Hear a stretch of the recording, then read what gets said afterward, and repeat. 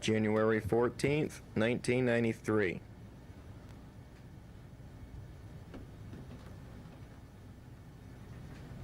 As a public service to my fellow residents of the town of Volney, I have been volunteering my time and equipment to videotape meetings since January 1992. My only motive is a firm belief that an informed electorate will make an informed decision at election time that will ultimately benefit us all. If you share my belief and would like to make donations of blank videotapes to help me with my expenses, please call me at 598-5120. Thank you. My name is Terry Reynolds.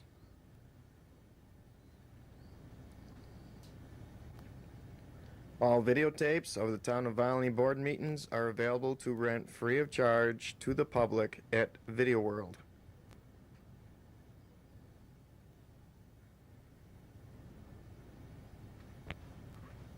And now, the program.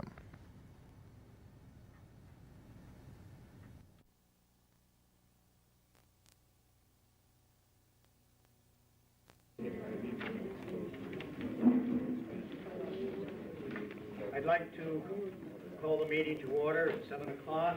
We will all stand, and Councilman Jim Ridgway will lead us in the Pledge of Allegiance.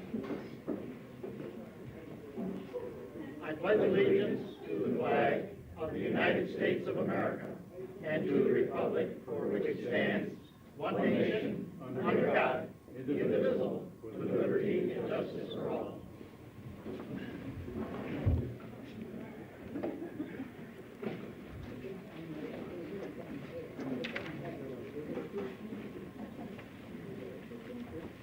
Byron, will you call the roll, please? Councilman Ridgway. Here. Councilman Rose. Here. Councilwoman Smart. Here. Councilman Warner. Here. Supervisor McFarland. Here. This first part of the evening will be a public hearing, and I will read the notice. The public hearing will be held by the Town of Volney Town Board at the Town of Volney Town Hall, County Route 6, Volney, New York, on the 14th day of January, 1993, at 7 p.m. to hear all interested parties speak. Having some small difficulties with audio problems. This audio problem will clear up. Thank you. Please hold on. Thank you.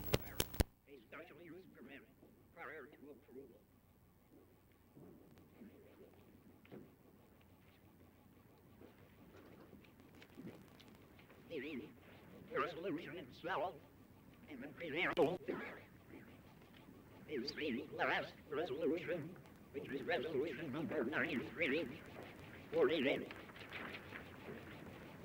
It reads, whereas the town planning board, December 23, 1990. Please stand by. I had some audio problems with the camera.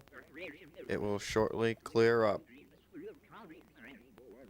Attention, please stand by. Had some audio problems with the camera.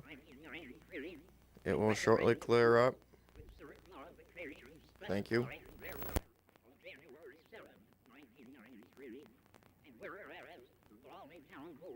In conjunction with the Town Planning Board, have reviewed the county's modifications and have adopted them, with one exception. And whereas that exception consists of that part of this resolution, Part 3, dealing with the zones of the town, allowing the recreation business category. It varies from the county's recommended modification for the following reason.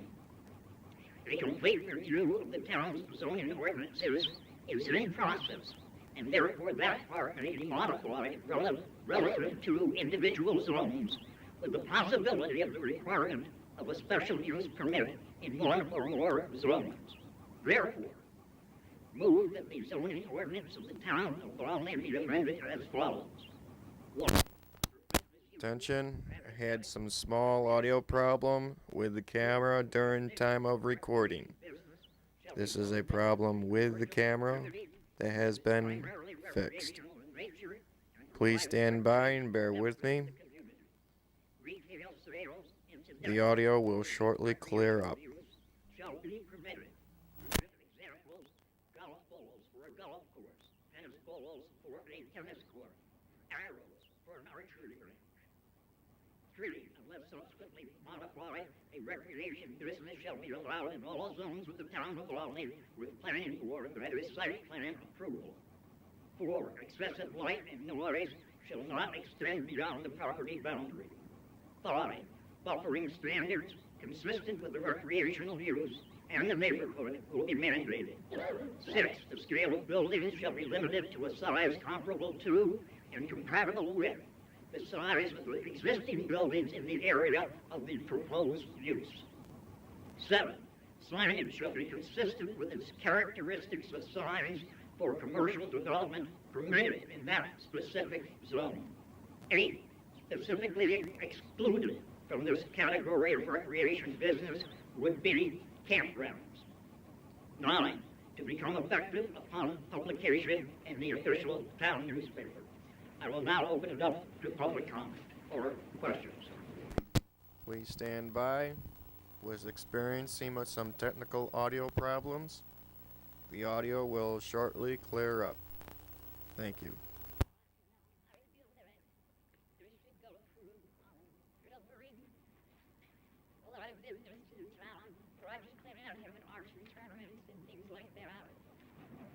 He's always kept a really nice place. We've known him since about 1984.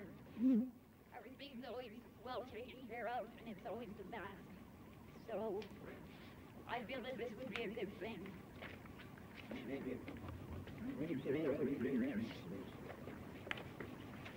Yes. Turn to, could you define commercial in number 2?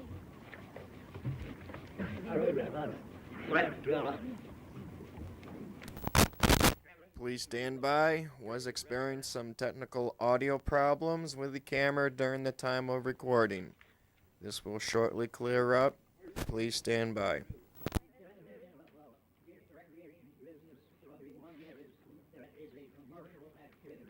Commercial would be, commercial means that there is, this would apply to profit or not-for-profit businesses. So that, for example, it could be a non-profit type thing, but it could also be a profit-making venture. So it would be commercial. Commercial means it's a profit-making venture. This applies to either type. But its primary purpose is recreational in nature, as you mentioned, like tennis courts or something like that. It could be a health club, possibly, or something. Well, it's just commercial seems like a broader thing and should have to be defined better than just saying commercial activity. I believe, I don't want to answer the word, but I believe the word commercial is defined in your zoning regulations.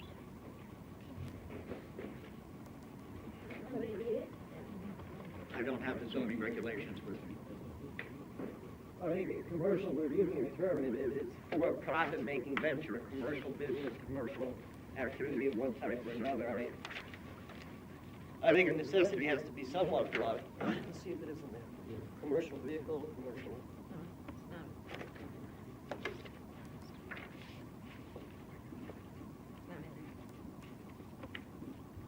Concerns you have in relation to that? Well, it just leaves it open, you know, to what you're talking about,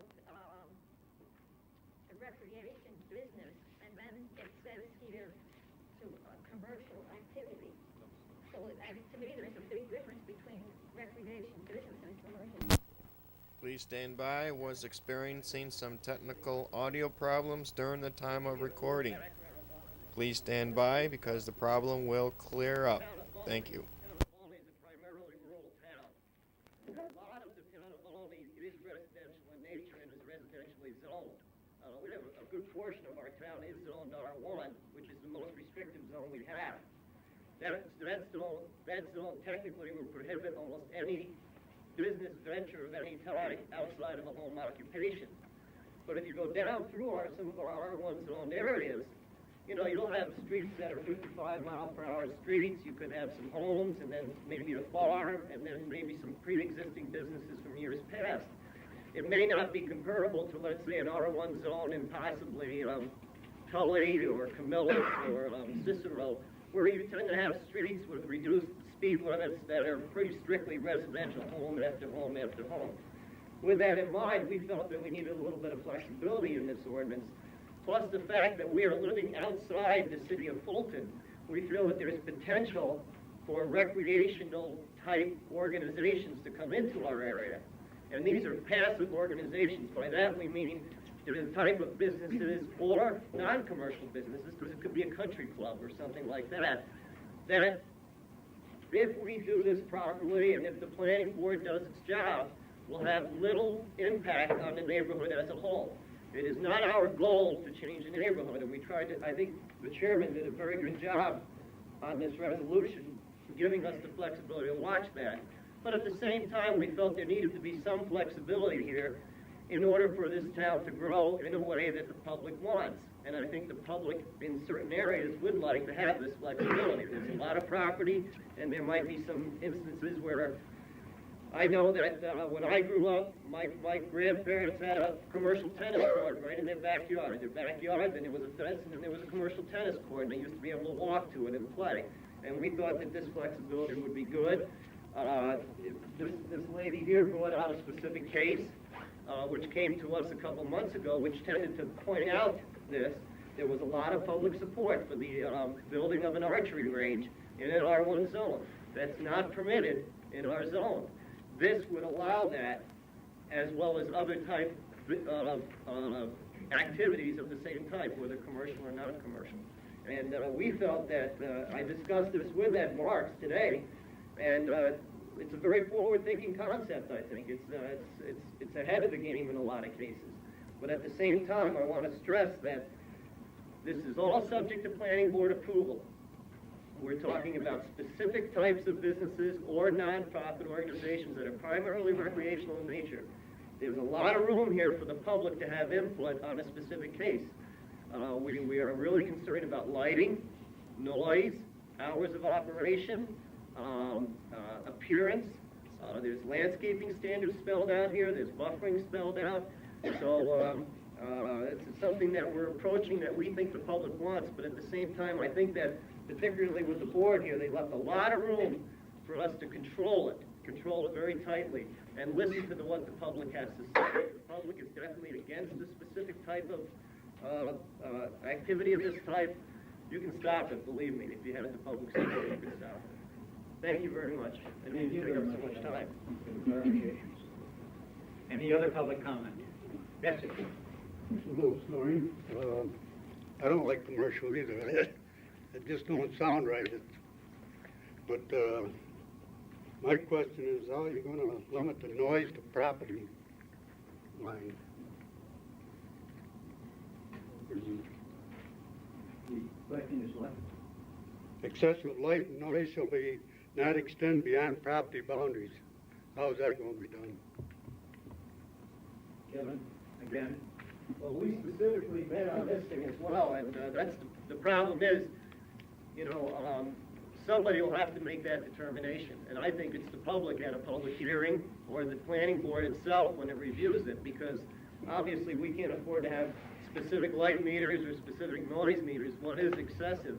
And I know that, you know, we discussed that. We can't set specific standards for that.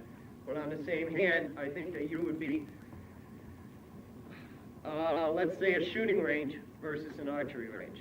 I think a shooting range, there's some, you know, if that's in a residential neighborhood, you can have a real good argument regarding excessive noise versus an archery range, which may not have excessive noise. There could be the same argument for light. What they tried to do was to give the planning board and the public the ability to challenge a venture like this on these grounds. On the same hand, though, we felt that how can you set up some specific number or some specific meter and say you can't go beyond that?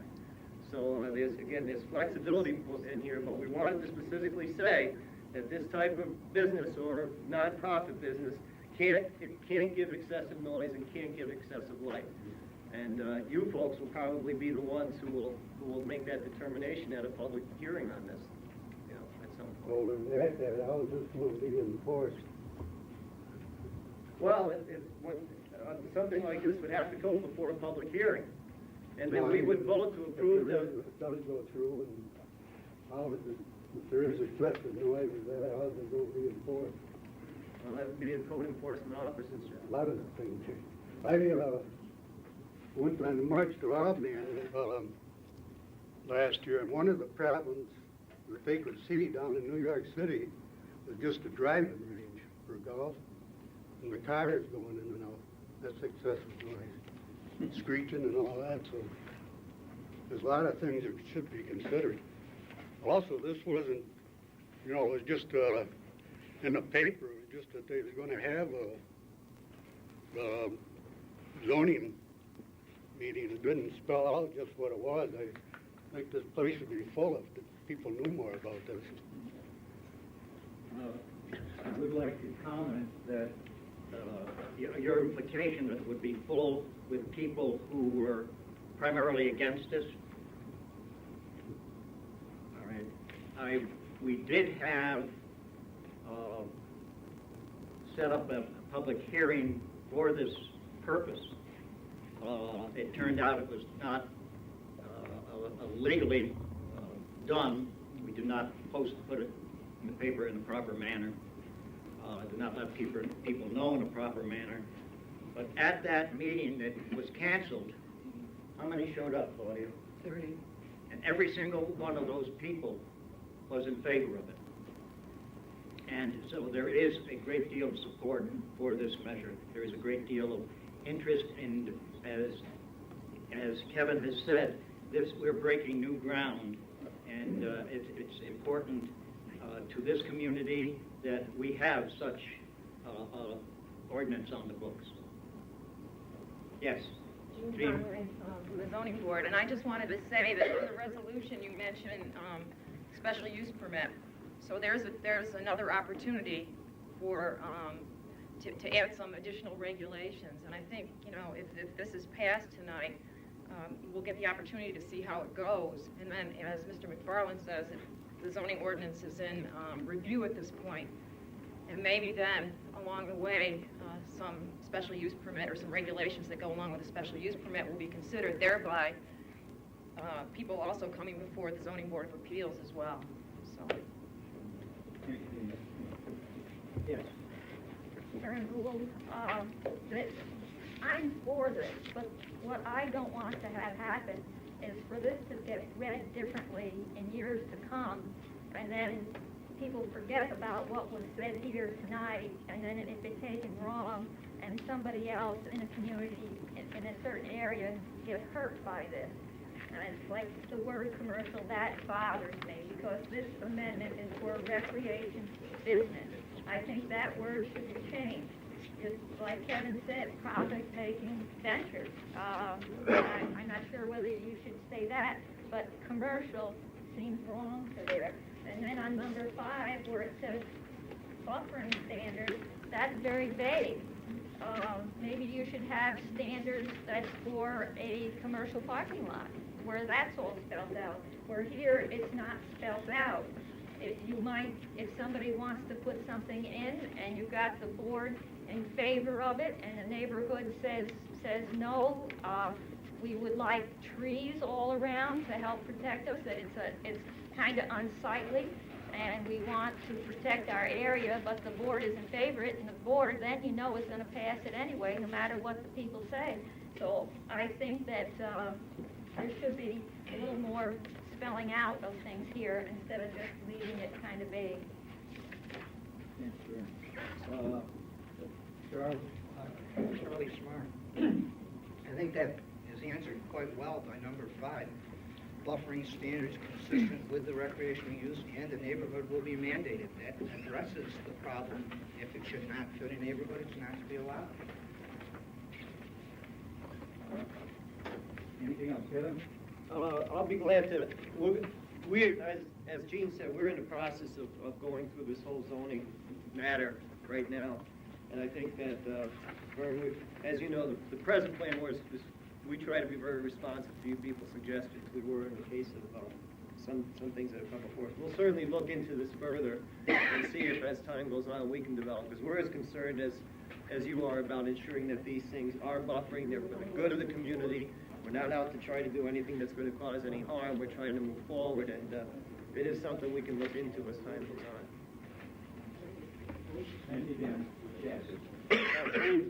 My name's Bill Pierce. I don't think you'll find anybody here against the use. As mentioned, like in Don Camino's, they have it in different zones, but they set different classifications for these uses. The county plan, when they got all this in December, they say your back technical assistant that said the first question of respect should be respect to a proposed recreation business use could be whether the area should probably be zoned R1 in the first place, as the district is generally limited to a non-commercial use.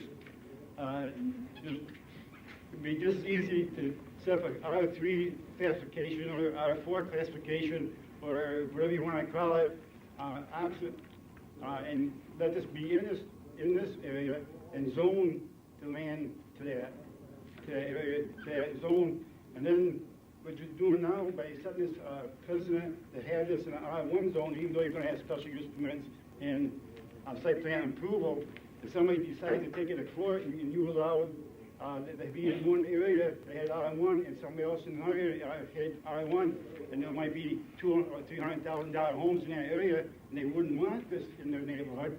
All they got to do is go back to court and say, well, you allowed it in this neighborhood, and why are you doing it down here? And when you look back through the court record, you'll find out that lots of times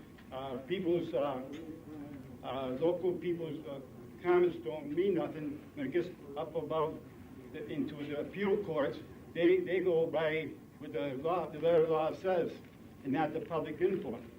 And I still think like when the county originally started out with, it shouldn't be an R1 zone. And then this is easy to make the classification. Right now, even though we have everybody that's for it, and now would be the time to do it, you have no opposition. So all I'm saying is, why don't we do this right?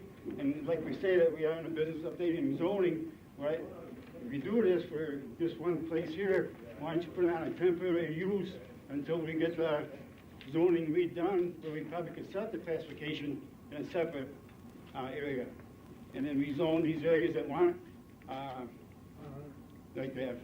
Well, I think that from talking to some of the other planning board members and the town board members, the concern that people had with allowing it to be in R1 is so that Volney could have the same type of development that they have in Radisson and in Village Green, where you can have extremely expensive homes, say situated around a golf course or tennis courts, and it would not be a detriment to the community. It would be an enhancement. It would make it easier for a developer to sell very expensive homes because they would be around an attractive recreational facility.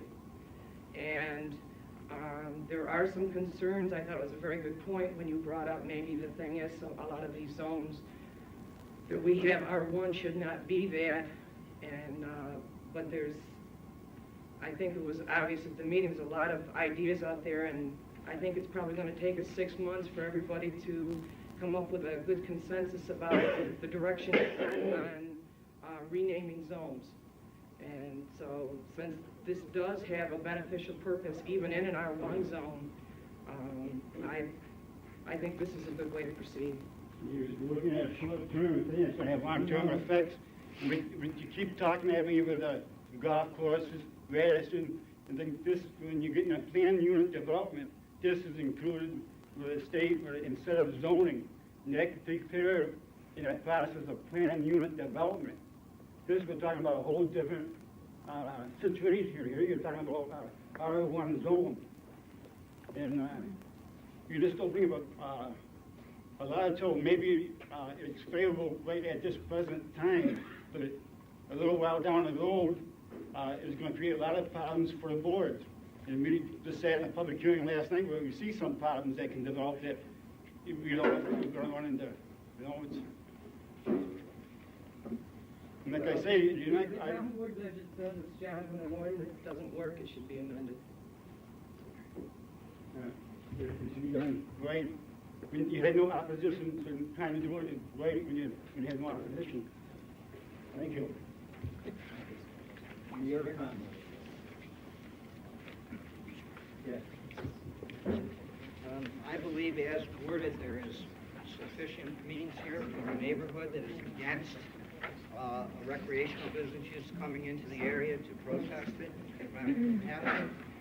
I think this is an ordinance that will enable people to take control and have an effect on their neighborhoods and their lives and their quality of life. And I personally feel it's a very good.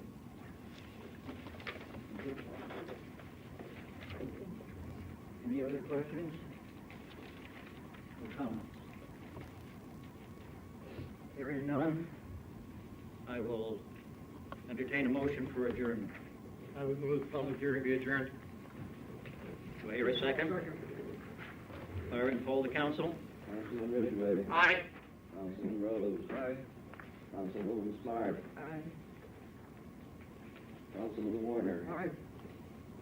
Supervisor McFarland. All right. Does any of you feel that there is any need to take recess?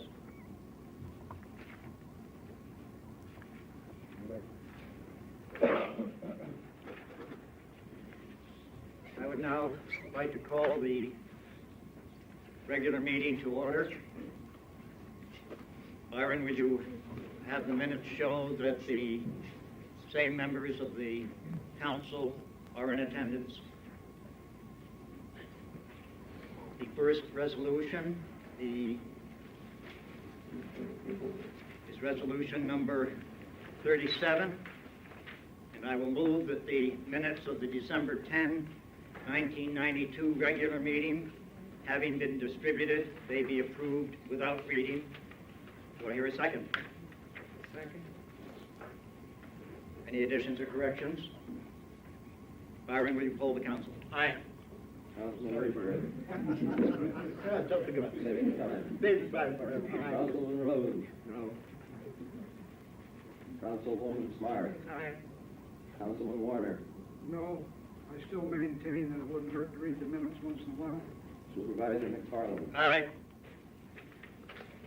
Next, number 38, move that the minutes of the December 29, 1992 year-end meeting, having been distributed, they be approved without reading. I'll move it. Second. Any additions or corrections? Byron, will you poll the council? Councilman Ridgway. Aye. Councilman Rhodes. No. Councilwoman Smart. Aye. Councilman Warner. No. Supervisor McFarland. Aye. Resolution number 39, move that the minutes of the January 2, 1993 organizational meeting, having been distributed, they be approved without reading. I'll move it. Second. Any additions or corrections? Byron, will you poll the council? Councilman Ridgway. Aye. Councilman Rhodes. No. Councilwoman Smart. Aye. Councilman Warner. No. Supervisor McFarland. Aye.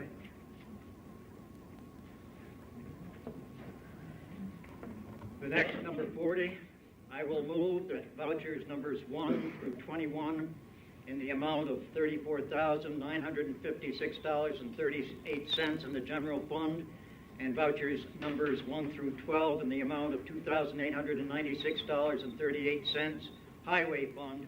Having been audited, the supervisor is authorized to pay same from funds available. Do I hear a second? Second. Any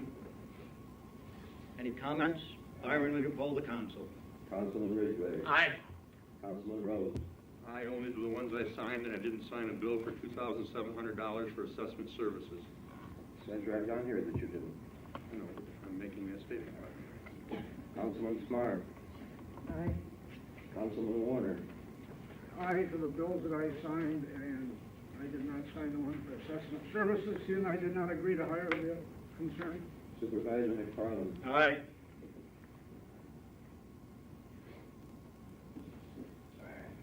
Under communications,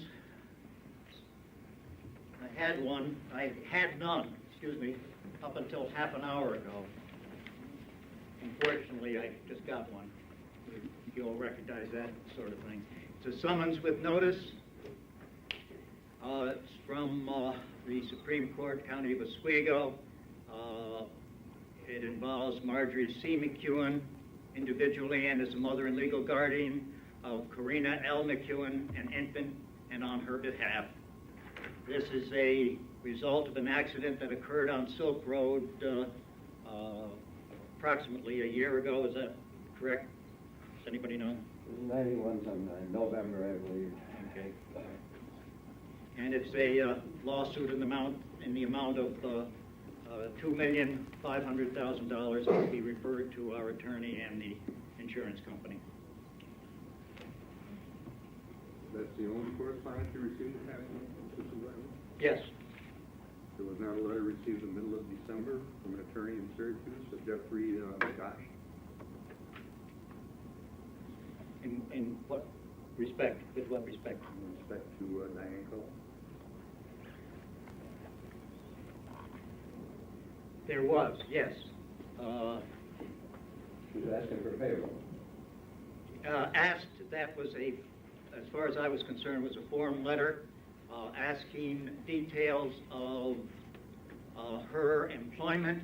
These are received by employers all the time, inquiring as to when they were hired, when they left the employment, and their wages earned. I considered a form letter and responded accordingly. But it wasn't an employer, it was an attorney seeking information, wasn't it? It was an attorney, yes, but I had to assume he was acting for an employer. I don't know why you would assume that, considering Diane Cole's case, but nevertheless, I think we all should have known about that. I think you should have shared that with this board.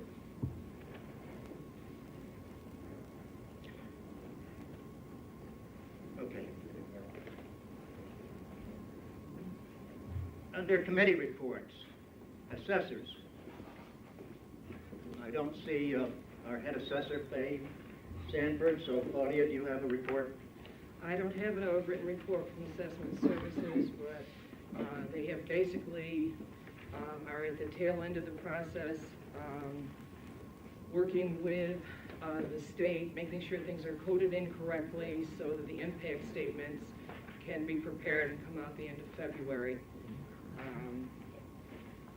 As soon as this process is complete, then you'll see the end result of the work.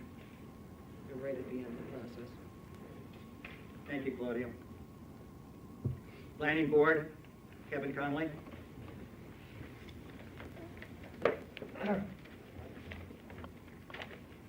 Our next regular meeting is going to be next Tuesday, on the 19th of January. Among the things we'll be covering at this meeting is a proposal by Cellular One to erect a transmission tower off of Pierce Drive on property owned by Mr. Larry Rowley near Container Corporation. This is one of these mobile phone type towers to improve the reception in this area. We'll also be reviewing, it'll be close to a final review of the plans for a subdivision by Mr. William Russo. It's called Roma Subdivision, and it's located on Kingdom Road. At this meeting, we will probably be making a secret determination. That's an environmental determination as to whether or not the impact of this subdivision will be significant or not. And at this time, I'd like to present a check to, I'll give it to Byron. I don't want to hold on to it too long. It's for $3,300 from Mr. Russo, and that's to cover the public hearing fee, the work fee, and I think there's about $2,000 of that is going to go towards our park fund. Can somebody break it down so I'll know? I will. I'll have it broken down for you.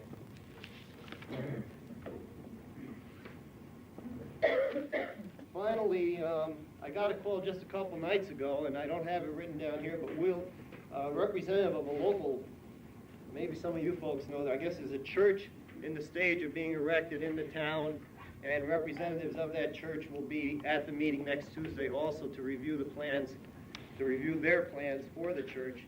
And finally, the County Planning Board, I'm in the wrong row. The county, I'm in the wrong pew. The county planning board will be holding in the near future a series of teleconferences at the Community College in Oswego. And what they will be is they'll be regarding planning and zoning. At this, you'll be interconnected with other groups throughout the state. And these will include mock meetings, conducting of public hearings, conducting of various meetings, handling certain situations. And these will be held on a once-a-month basis. And what this is, it's a new concept that's designed to save money. Because in the past, you used to have to go to some city for 3 or 4 days to gather this information.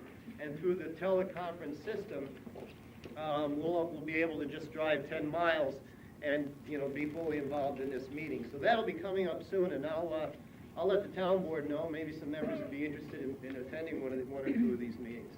But it should be coming up in the next month or so. Thank you very much. Thank you, Kevin. The next zoning board report, Jane. At our meeting last night, the Zoning Board of Appeals, after much deliberation, granted a temporary use variance to Mr. and Mrs. Jayton of County Route 57 until June 15th of 1993 to put an addition on their barn. It was the opinion of the board that we grant the variance since the town had given Mr. and Mrs. Jayton permits to expand their farm in 1981 and 1988, and that the Jaytons needed shelter for their horses through the winter, otherwise risk the loss of some of the horses to illness or even death, thereby putting additional financial burden on them. If, however, they would need the use variance to be permanent, they must show in dollars and cents proof that the zoning is depriving them of all economic benefit on their property. And that was it. Our next meeting is the second Wednesday in February. Thank you. Amazing to get 2 hours into a couple of minutes. Thank you, Gene. Building inspector. Ed? In December, we issued 4 permits. Total value is about $540 for the year. We had 166 permits, and the total fees $14,433. Thank you very much, Ed. Dog control. Joe's not here. He is issuing a summons to a dog owner who has numerous different violations. He's the deputy sheriff is serving that at this time. And I'll make the report for Joe. During the month of December, he answered 66 calls. 3 dogs were adopted, 3 dogs were redeemed, 3 dogs were euthanized. In the course of his duties, he traveled 127 miles. At the present time, there are no complaints pending. All of the complaints that have come to him have been closed. This month, the month of December, there were 12 dogs housed at the pound at one time or another. Total number of dogs at the pound, as of this date, are 3. 6 tickets were issued. 1 misdemeanor complaint revolving around the cruelty to animals complaint. And that dog is currently in the pound at this time. And again, I would like to simply commend Joe. He's doing an outstanding job, especially because, for a part-time situation. And again, anyone, the number is 598 dogs is the number to get a hold of Joe, and that's our voicemail number. I would put an amendment on what you just said, Jim. This announcing of our dog control officer's number and it's appearing on television several times a week has prompted calls from as far away as Hannibal, Fulton, and other outlying areas. I want to emphasize to our television audience that this only applies to Volney residents. And also, I also want to say, Joe does not go after cats either, just dogs. And one other thing, we still have a 24-hour meeting for Joe. we will answer, and we do expect to answer calls within a 24-hour period of time. Now, Joe will respond. Now, frequently we run into a situation where a person does not have an answering machine and Joe tries to make a telephone call. We will not respond to any calls unless the person gives his or her name. We will not respond to anonymous calls. We can't. And so I want to make that very, very clear. If you do not give your name, Joe will not respond. It's been directed not to. Thank you, Jim. Highway Department, Byron, do you have Bob Kerping's report? Highway Superintendent's report for December 1992. 6 days hauling ice control sand, 3 days repairing and replacing signs, 18 days maintaining machinery, 15 days plowing, 7 sanding. Wages for December 1992, $23,436.18. Supplies and machinery repair, $31,514.85. Expenditures for December 1992, $54,951.03. Thank you, Byron. Do you have any more reports to give? No. Mr. Supervisor, while we're on highway and Mr. Kirkby isn't here, I think I'll direct this question to you. When are we going to be reviewing the Section 284 on the roads? When are we going to be reviewing that sign? That usually is done based on my 1 year of experience in the springtime. I'm not sure why, but that was the time frame last year in which we signed it. Okay. I believe it's because that way you can better assess which roads have a problem after the winter damage. I thought that he based his budget, last year when we did the budget on the roads that we're going to need attention next year. I thought that's how we did it. I may be wrong. He's not here to tell us, so I don't know. That's the way I understood it. You remember, Jesse, when we did it last year? Well, it's supposed to be set up that any roads coming up that he wants to work on is what he puts in his budget. That's what I thought. If I remember correctly, Hard, last time I was on board, what we always did was in the spring, we'd ride around the township and we would observe the projects and so forth that Bob was going to do. That's the way it was previously done. Am I correct, Jesse? Yes, but the money that he put in his budget was the roads he wanted to work on for the following year, and then we'd ride around and inspect them to see if there was more damage than he figured or more roads needed attention. Right. That'll be done in the spring. I said in April. Okay. It was usually done after the snow and so forth, so we could actually see what the damage was over the winter. Okay. While we're still on the topic of highway, at the organizational meeting, you passed a resolution 93-13, moved that the highway superintendent be authorized to purchase small tools and other equipment up to the legal limit set by the state without competitive bidding.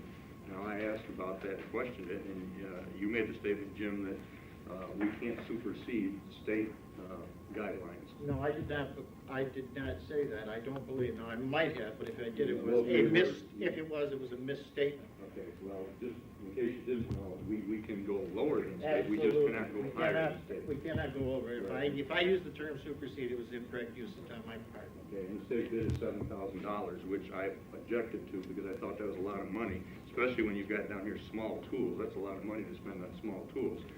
So obviously there's going to be bigger expenditures of major equipment for $7,000, and I still don't feel that anyone should have free reign of $7,000 without having to bid just to spend it the way they see. The city of Oswego has a limit of $2,000, just to give you an example of how other communities kind of control the monies that taxpayers provide us.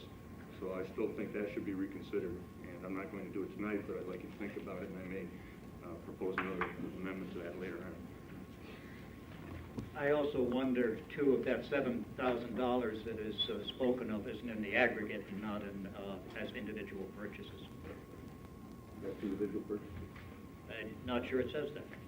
I believe the state doesn't specify. It's $7,000, all it says. It doesn't say all your total purchases for the year. You can make 100 purchases for $7,000 during the course of the year.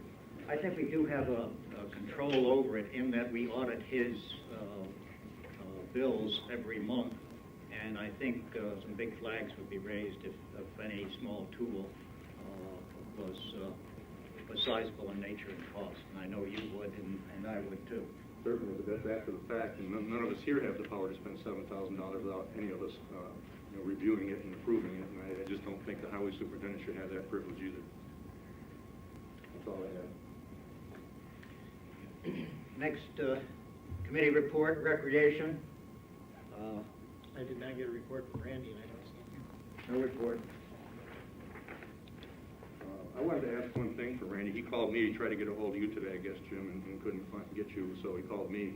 He had a question concerning the new regulations on the use of this building relevant to the recreation committee that the town recreation committee using this facility, if they have to pay the fee. I don't know what you had in mind with that as far as they're concerned, but they aren't a town entity, so to speak. They're a separate entity, and I'm just wondering if they're going to be subject to that $25 use fee. I haven't had an opportunity to think about it, Howard. I'll categorically say they aren't going to be, it's town related. It's town related. Absolutely not. With the virtue of being town related, they should be exempt.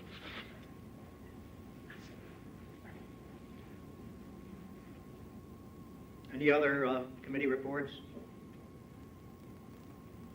Well, the only other one, Mr. Supervisor, is that January 27th at 7 p.m. there will be a zoning update meeting. It's the last Wednesday of January. Okay, that does appear under future meetings at the bottom of your agenda, Jess.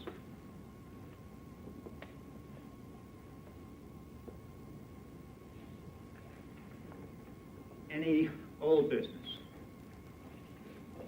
I have one item. Yes? At last month's meeting, I asked about the town covering expenses for conferences and so on, and I specifically mentioned the Association of Towns meeting, and you told me that if there was money in the contractual, that we could use it for that purpose. And we have $750 in the town board contractual. And I'd like to ask if I can use that to attend the Association of Towns meeting. The $750, that money has to cover all the advertisements made in the official newspaper, and we ran short last year, and we bumped it from whatever it was to $750 simply so we would have enough money to cover those advertisements. That's principally where that money goes. So there would be no contractual is used for newspaper articles? Not newspaper articles, required advertisements, public notices, legal notices. Just the ones that concern the town board posts, and not the ones that the zoning board may post. That's correct. We need the whole board. Every single monthly bill, Howard, has that broken down. I realize that, but I'm saying we don't pay zoning board's public hearing notices out of our contractual. No. Okay, so you're telling me we need $750 for those ads? I don't think we've ever spent that kind of money on those ads. Along with other things that you buy, you spent close to that last year. What other things did we buy? I don't recall anything we specifically bought out of our contractual. You buy, I would assume that supplies and things of that nature, when you buy notebooks and materials, at least I believe I bought them. I've never turned in bills for notebooks or any of those materials. I haven't noticed you doing it either. I order them through Byron, and I assume they're signed to that through. I see a lot of bills come through for Byron's office needs, but are we paying that out of our contractual? I don't think that's where that comes from. You're only paying for what belongs to your board now. Right. I can't tell you everything that's bought and charged to your board. But I can assure you there is not enough money for any single individual or group of individuals to attend any seminars from the town board. Howard, may I ask a question? Why, when we did budget, didn't you bring this up and put it in the budget? You had I that. just mentioned it, Jim. You didn't put it in the budget. I didn't put it in the budget. Nobody put it in the budget. It was up to you. You were given the same exact sheet that I was did given, mention- Howard. I did mention going to the Association of Towns this year if we should put some money in it, so I did mention that. What I did for each department, I don't know how you did it, but I put in the dollar amount that I wanted expended for the department. I asked how much was to be put in for town board, and if I wanted monies in there, I put it on the sheet that Dave gave me. That gives an opportunity for the chief fiscal officer to prepare that budget. That should have been put in at that time. You're right, it should have been on the sheet. I didn't put it on my sheet, but I did bring it up during discussions, and no one seemed to like the idea at the time. I don't remember anything. Nor do I remember it being very vaguely mentioned, but You could have still put it in, Howard, if whether it was accepted in the adopted budget would have been another item, but it wasn't put in. Any other old business?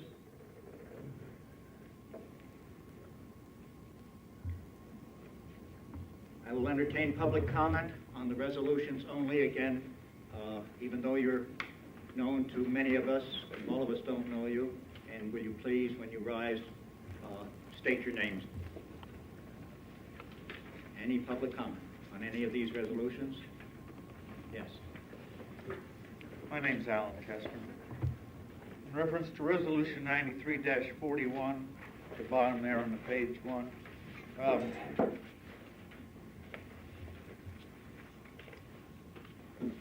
this concerns revenue that apparently is generated from people who get cable in the town. It is not, it is a franchise fee charged to the, or that, excuse me. It is, if you have cable television, part of what you pay goes into a franchise fee that is returned to the town. Under what authority is this franchise fee collected? In order for any franchise, including cable television and others, they have to apply to the town to go into that town and provide their service. And in order to do that, you can charge them a franchise fee, and that is normal everywhere. I understand that, but whose authority? Is this the town authority? The town says you must do this? Yes. Not State also. It's state also, and I believe it's federal. It's a 3% of their net revenue. Do they stipulate in this authority what this money is to be used for? No. Goes into general fund. General fund. I see. Well, in the whereases here, there are three things here, and all three of these reasons are the reason it's being revoked? Yes. You think it's that using this money to fairly distribute said revenues to expand cable TV service in the town of Volney is arbitrary and discriminatory? In the sense, and I will be glad to explain that, yes, it is. How's it arbitrary? Arbitrary is that certain, an individual or committee has to select those individuals that will be able to get cable television with the extension of the line. That becomes arbitrary, because when an individual or committee can say, we will extend the line to your property, but we aren't going to extend it to yours, that's arbitrary. Well, what if we extend to everybody who doesn't have it because of economic reasons from the cable company?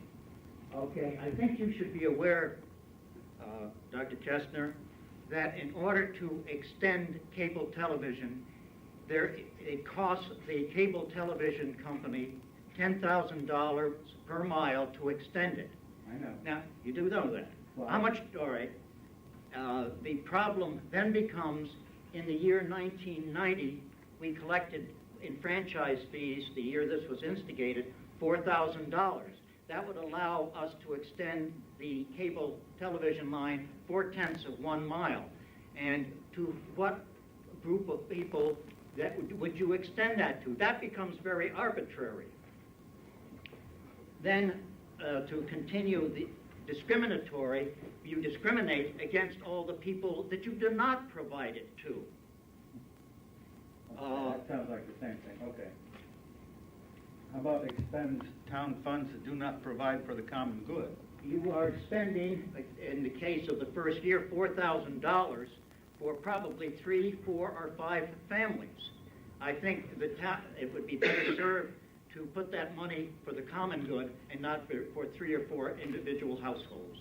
Well, what recourse do people who live on County Route 45, for example, between Baldwin Road, for example, where there is cable, and Silk Road, for example, where there is cable, And cable goes down 45 one way and down 45 the other way, but the people sitting right there, they will probably never, ever get cable for the same economic reasons that you quoted. I mean, you know, that sounds to me. That's a financial consideration of new channels, cable TV in this area. That is their business.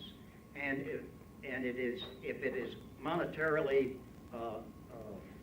profitable to them, or they consider it profitable, they will extend it. However, those people also have the right to petition the cable company to supply it, and they will do it at their cost, based upon $10,000 per mile. And those homeowners would have to divvy up based upon the number that subscribe to the service. Alan, may I also respond? My concern is, of course, I was the original town liaison when cable TV came to this community. One of my hardest working members, Larry Rowley, sitting in the back of the room. When we established this, we ran some trunk lines across the town. The cable fee, we had, I remember, discussions on whether the fee was going to go to a general fund or whether the fee was going to go to a fund to expand the system. At that time, it was decided it would go into a general fund. I still firmly believe that that's where it should go, and I'll tell you the reasons why. I believe that there are certain services that are certainly a right of a person. One certainly is electrical service and telephone service and so forth. Cable TV is, from my point of view, not a right. It is something that a person can pay for. It's not something that's a necessity. And I can say this very commonly because I happen to live on a road that does not have cable TV and may never have cable TV. But if I want it, I have the option of expending the dollars to bring it to my home. That's my choice, and the people are there because I choose to live where I do.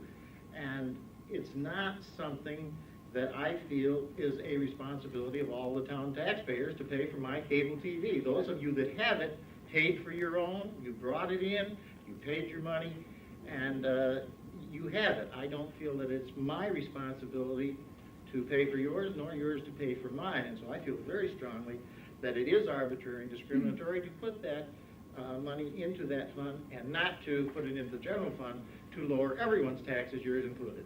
The reason I asked is I thought there was more money there, just for starters. I was blessed with cable about 1.5 years ago. I missed the war in the Gulf on CNN, so, you know. And because I'm still missing it. I missed it last night, too. I thought there was more money involved. One other thing,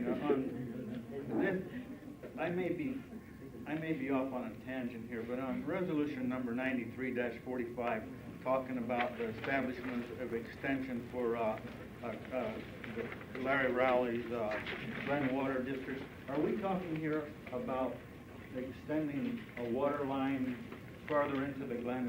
Is that what this is about? Yes and no. The hearing is one, well, let me back up. These rights of extension of water and sewer have already been established by a previous board. And this is simply we are going through the legal motions of providing a public hearing before it actually proceeds. If that, is that enough of an answer? Well, I may be getting outside here. What I'm asking, I suppose, is that this is a residential area in the town of Volney that is being supplied with water by the city of Fulton. Is that correct? That is correct.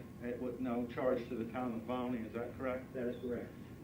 Would you know right off the top of your head what Mr. Rowley and the people who live there have to give the city of Fulton for this water service and this sewer service? I believe the citizens pay for the water, and I believe Larry Rowley, as part of the construction of the project, puts in the sewer lines at his own expense. When this was put in, did the city of Fulton get anything more tangible than money? I can't answer that. They didn't get any land from the town of Volney? Oh, absolutely. Any other? Oh, no. As far as I know, the only thing they're getting is the fees collected on their water. I believe it's 165%. Is that right? Is it 100? It's 125 plus a 40% maintenance fee on it. So it's 165. They make 65% profit. Premium for. There's a premium Yeah, for it. premium does, that's right. Thank you. While we're commenting on that resolution 9341, I'd like to respond a little bit on this also. I was the one that made Howard, the... excuse me, this is public comment. You can comment on it after it's been seconded. Jim commented to Mr. Kestner himself. They are the public, we are not the public. I know, Jim just commented about that particular topic to Dr. Kestner. I'd like to do the same if I could. All right. I made that resolution 3 years ago, and it was passed by the town board then. Unfortunately, it wasn't honored, and the money never went to the special fund that we established for it. And probably the reason it's being trashed now is because it was my resolution. But I want to just comment on a few things. First of all, Jim, you were on the committee when this formed. Is that correct? Absolutely. Okay, when you formed this and you invited the cable company into this town to bring cable TV here, was it in mind of becoming a source of revenue for the town or a source of benefit to the whole community? What was your idea on that when you It was did that? being brought in, there were people that wanted it brought into the town. Therefore, those that, and the cable company saw it as a financially feasible venture, and it was a benefit to the town, and it certainly is something that that we brought in, but it was paid for by the people that got it. And that was the point. We ran the trunk lines across the town, up 6. We ran 57. We ran 57 down River Road and so forth. We ran the trunk lines so that as population increased, people would be able to get the service, and that was what we did. We ran the trunks, but we felt that people should have the population density, or they could always pay for it themselves if they wanted. Well, no, most people cannot afford it, including yourself, I'm sure, to bring it all the way out to your house. It would probably never happen without any kind of assistance. And if your intention was to benefit the whole community, I would think you would have considered my resolution as just what that would do is follow up on it. Well, first of all, it's not the taxpayers' money. It is the money generated by the cable TV. It's not theirs until we give it to them. And It's it a gift goes to the back town. into the general fund. It was a gift to the town. You put it in the general fund, which you can do. But we can also use it to further cable in this town to benefit everybody as a whole. Who are you going to benefit, Howard? Who's going to benefit? Who are you going to benefit? Who's going to be the first one? Because the next person that didn't get it is going to say, hey, wait a minute. How come they got it and I didn't? And for $4,000, you're going to go half a mile a We year. don't make that decision, Jim. The cable company would make that decision the same way they make their decisions now, based on density. The denser areas will get it first. Oh, absolutely not. That's the only fair way to do it. As I said before, this is public comment. These discussions can take place when the People resolution is are seconded. comments so that they can comment, Mr. Supervisor. They Excuse can't me. comment when we talk about the Excuse resolution me, later. Howard. Out of order. Yes, sir. My name is Phil Valley, and I'm not going to beat a dead horse here. But what you said earlier in the meeting, that people as far away as Hannibal are calling up about our dog catcher or whatever. I have people commenting to me at work as far away as Fairhaven on our cable network. You know, I live around the corner, I can't get cable.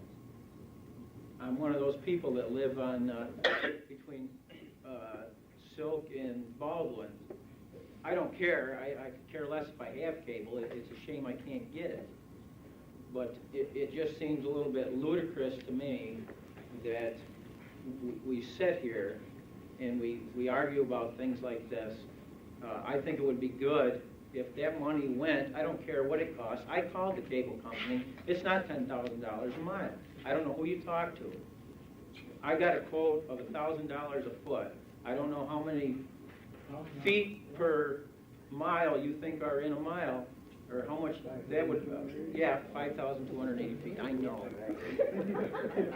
But it's not that much, and that's not the point. But the point I'm trying to make is that I get feedback from people as far away as New Haven, and I'm not only embarrassed and humiliated about what goes on in this board, but it just gets a little bit tiring that we have conversations like this. It's stupid, in my words, that we're going to sit here and argue about somebody did this and somebody did that, And damn it, now, to me, it would seem reasonable to, I don't care if it's cable or what it is to just do something for once that has a little common sense behind it. Thank you. To clarify one thing, the document here from the cable company just received a few days ago. It is a copy of a letter to a Volney resident in which it is specifically stated that the cost per mile is $10,000.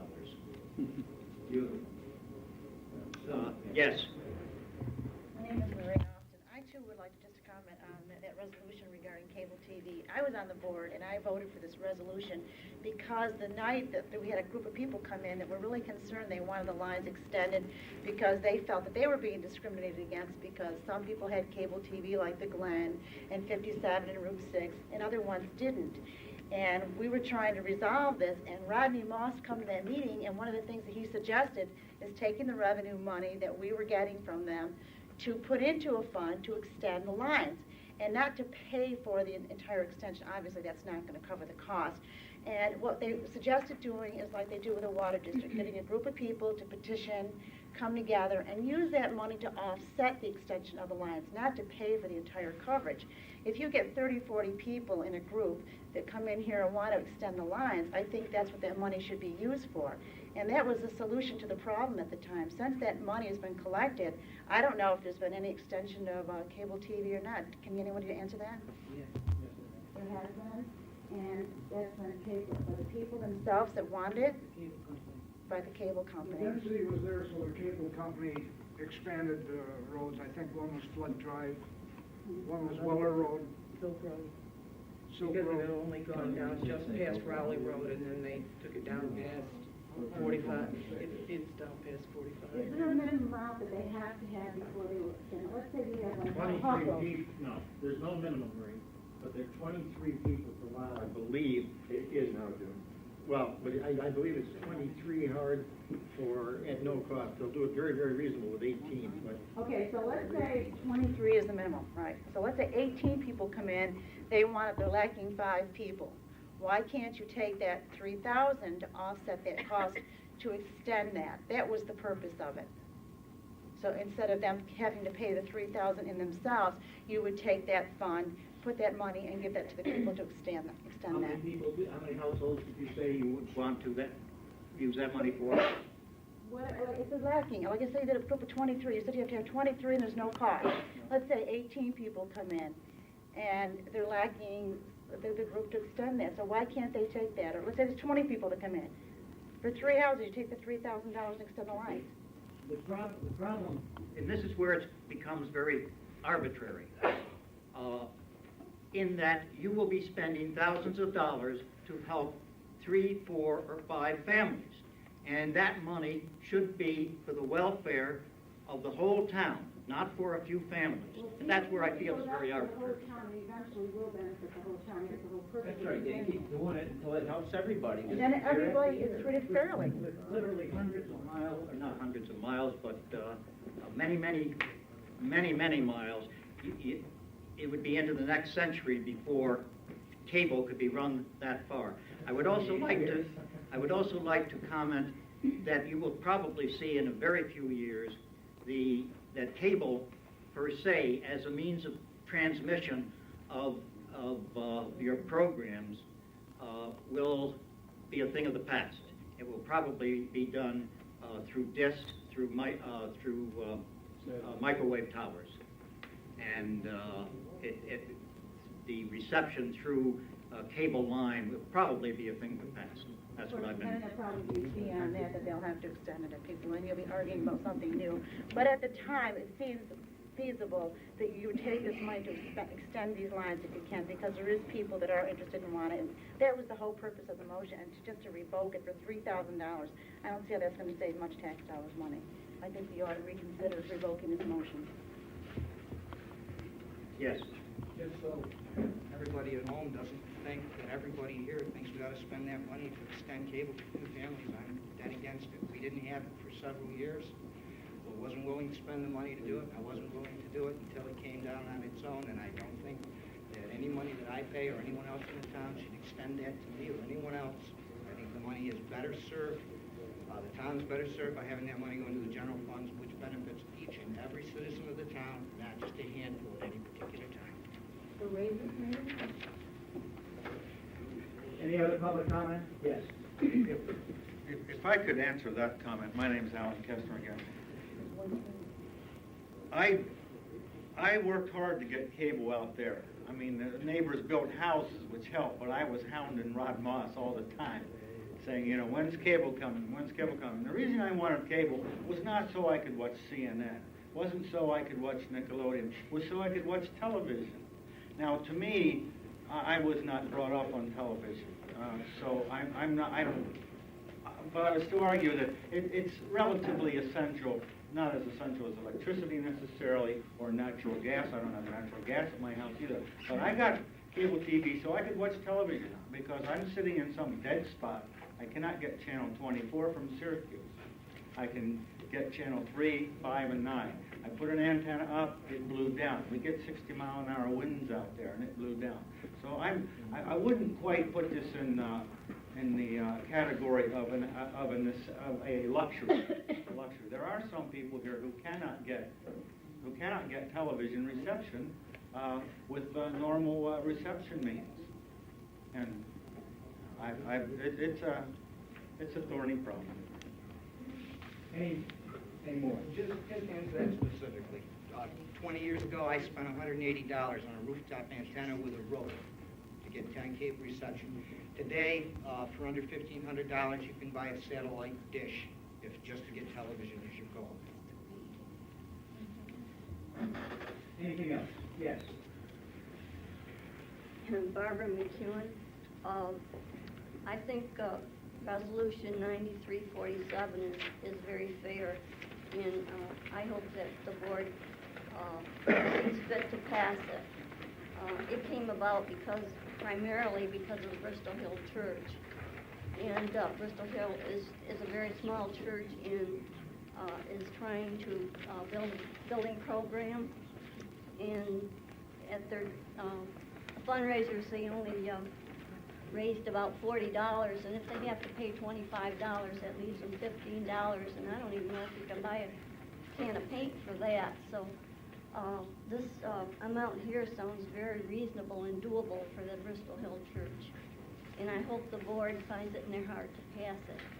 Thank you. Anything else? Let's move on to the resolutions. First one, number 41. Whereas it is in the best interest of the town to revoke previous resolutions that 1, are arbitrary and discriminatory, 2, expends town funds that do not provide for the common good, and 3, appropriates revenue that is unrealistic relative to those benefiting from its expenditure. Therefore, I will move that the motion adopted March 8, 1990 as follows be revoked. I second it for discussion. Revenue received from Fulton New Channel since January 1, 1990 be put into the general fund and frozen from being used for any other expenditures until such time as a plan can be devised to fairly distribute said revenues to expand cable TV service in the town of Volney. Once again, I'll second it for discussion. All right. First of all, I spoke with Rod Moss yesterday after our conversation at our work session Tuesday. Since 1990, when I proposed this, we have taken in $35,000 in franchise fees, which would have covered approximately 10 miles or more, according to Rod Moss, because this $10,000 per mile figure you quoted may be something that an individual would pay, but not when you're working with the cable company in conjunction with us, because it would be considered a subsidy that we would be doing, and they would work out different things and different ways of doing it, so it wouldn't cost what it would normally cost to do that. Okay. You mentioned lines versus these dishes that are supposedly coming down the pipe. Rod Moss informed me that they wouldn't have invested the money they did in New Haven recently if this is the kind of thing that's going to take place in the near future. It's a long way down the road, according to him. Jim mentions that it's a privilege. Well, it was a privilege at one time in this town to have your road plowed, and now everyone expects it. It's a necessity. And so we've got to get with the times, I think, on that. The other thing is that people are watching cable TV as far away as Fairhaven, watching this town board meeting every week. And there's people in this town that can't watch this town board meeting because they don't have cable. So there are a lot of good reasons to do this. The other one, you were concerned about revenues and putting it in our general fund. Well, if everyone in this town had cable TV, there would be a lot more revenues than we have now. Out of 2,100 households that have this available, or that could have this available, 1,600 of them are already serviced. So there's only 500 households that are left, which is, we've almost got 3/4 of the town covered already. So there isn't that much more to go like you say there is. Maybe in miles there is, but not in households. And that could be taken care of within the next 8 to 10 years, according to Rod Moss. That's not very far away. And if we'd started this 3 years ago, like I proposed, we'd be a good share of the way there.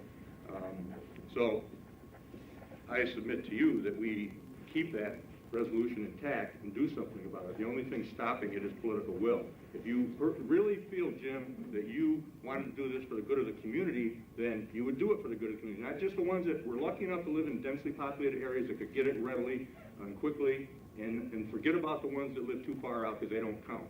You know, you want to talk about being arbitrary and whatever else you said there, discriminatory. You didn't seem to be too concerned about the people that could not afford taxes back in November when you voted a 59% tax increase. Well, that's not the issue. We're talking about this particular resolution. If I may respond, Howard, just very, very quickly. First of all, you had control of the board for 2 years. You had monies in there. Apparently, there must have been 28,000, according to you, or some odd figure that went in there, because $35,000, I have never seen that particular figure. Well, who got it? I didn't get no $35,000 from the new channels, and I get every check that comes into this building. Somebody's padding their pockets if it was $35,000. Let me clarify the money that we have received in franchise fees. This is a very specific account. All you have to do is, and you could have done it without going to Rodney Moss, but I didn't go back beyond 1990 when this was, and we've had cable television prior to 1990, so I don't know what the numbers are. But in 1990, we received $4,466. In 1991, $6,002, and in 1992, $7,618, for a total of almost $18,000. Now, that would allow 1.8 miles, and if Rodney Moss says it is another figure, then he is belying his own letter and statement to the resident of the town, in which he says the cost per mile is $10,000 for construction of new cable. You're speaking to an individual there. I'm talking about working with the town. It's a different story. Well, the town is not going to string cable. I'm talking about sharing the cost of it with the cable company, and they will consider a subsidy and do more with the money, is what I'm saying. They will do more for the dollar. Well, I'm sure Rodney Boss would love that. I don't think any businessman in the world would enjoy having a town subsidize their business, and that's basically what it boils down to. Is there any other discussion by the board?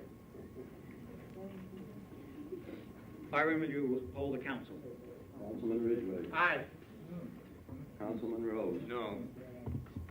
Councilwoman Smart. Aye. Councilman Warner. I have to vote no, because when this was set up, we planned on taking different areas to expand, once we had some money. Supervisor McFarland. Aye.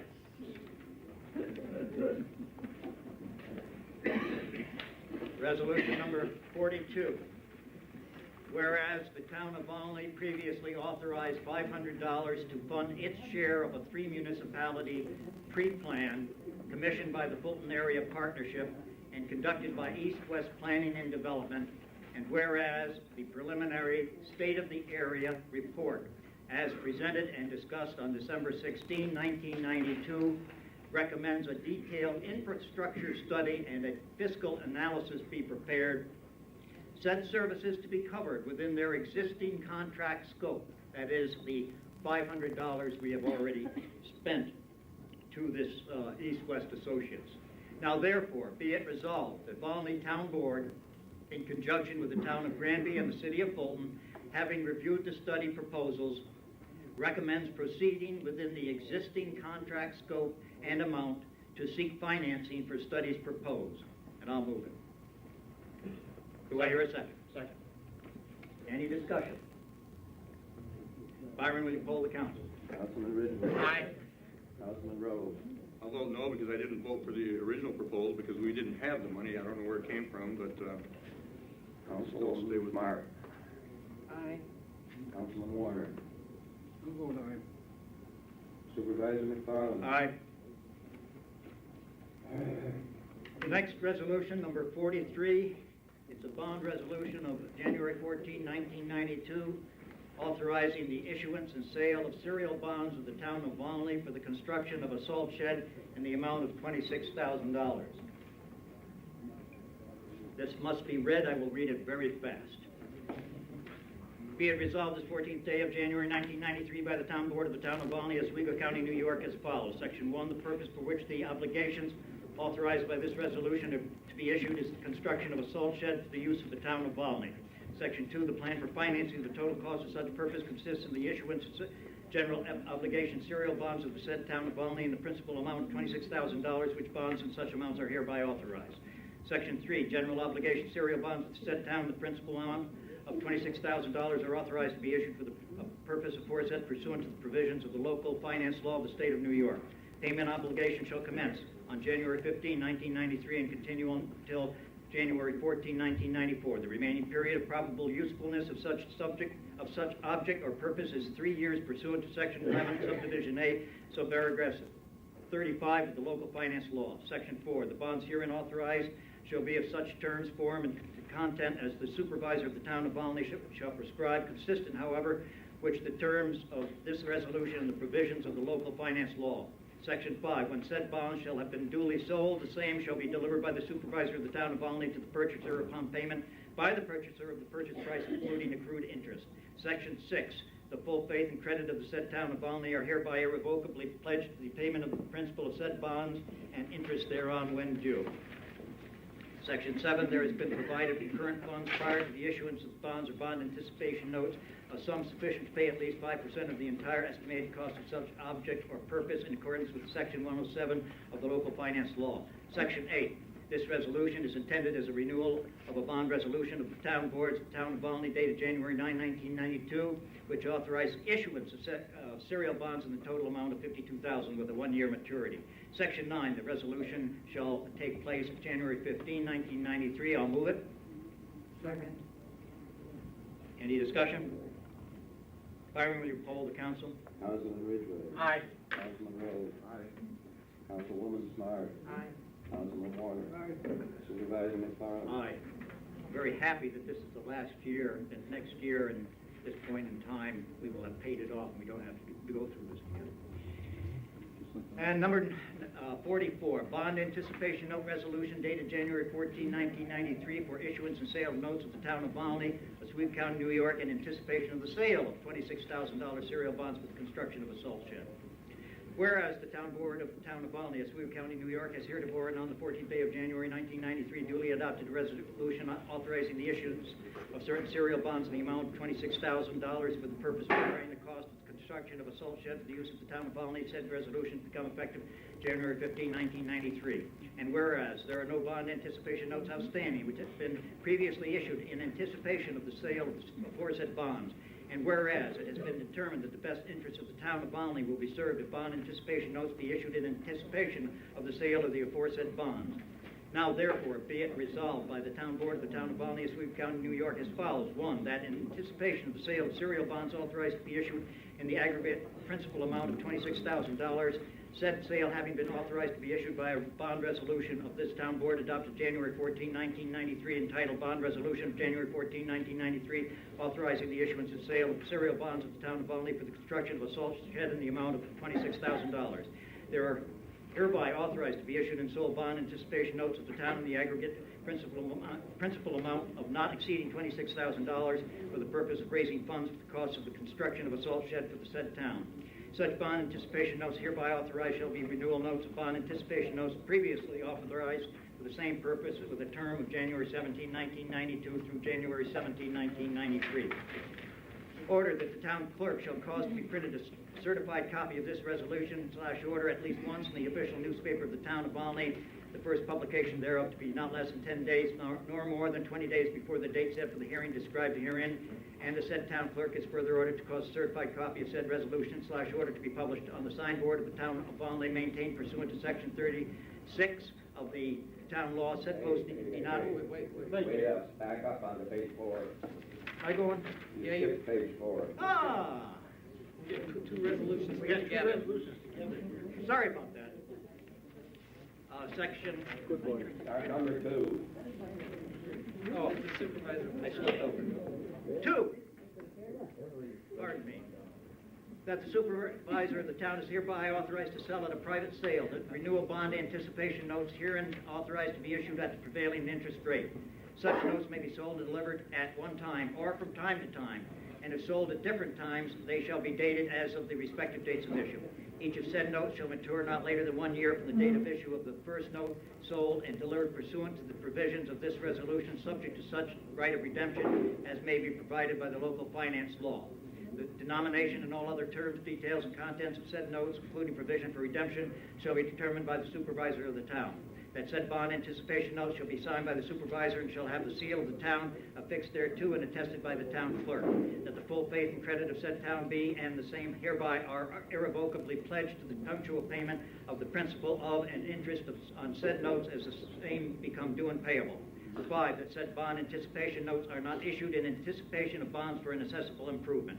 6, that this resolution shall take effect January 15, 1993. I'll move it. Second. Any discussion? Byron, will you poll the council? Councilman Ridgway. Aye. Councilman Rose. Aye. Councilwoman Smart. Aye. Councilman Warner. Aye. Supervisor McFarland. Aye. Now we'll get to that one I jumped over to. Resolution number 45.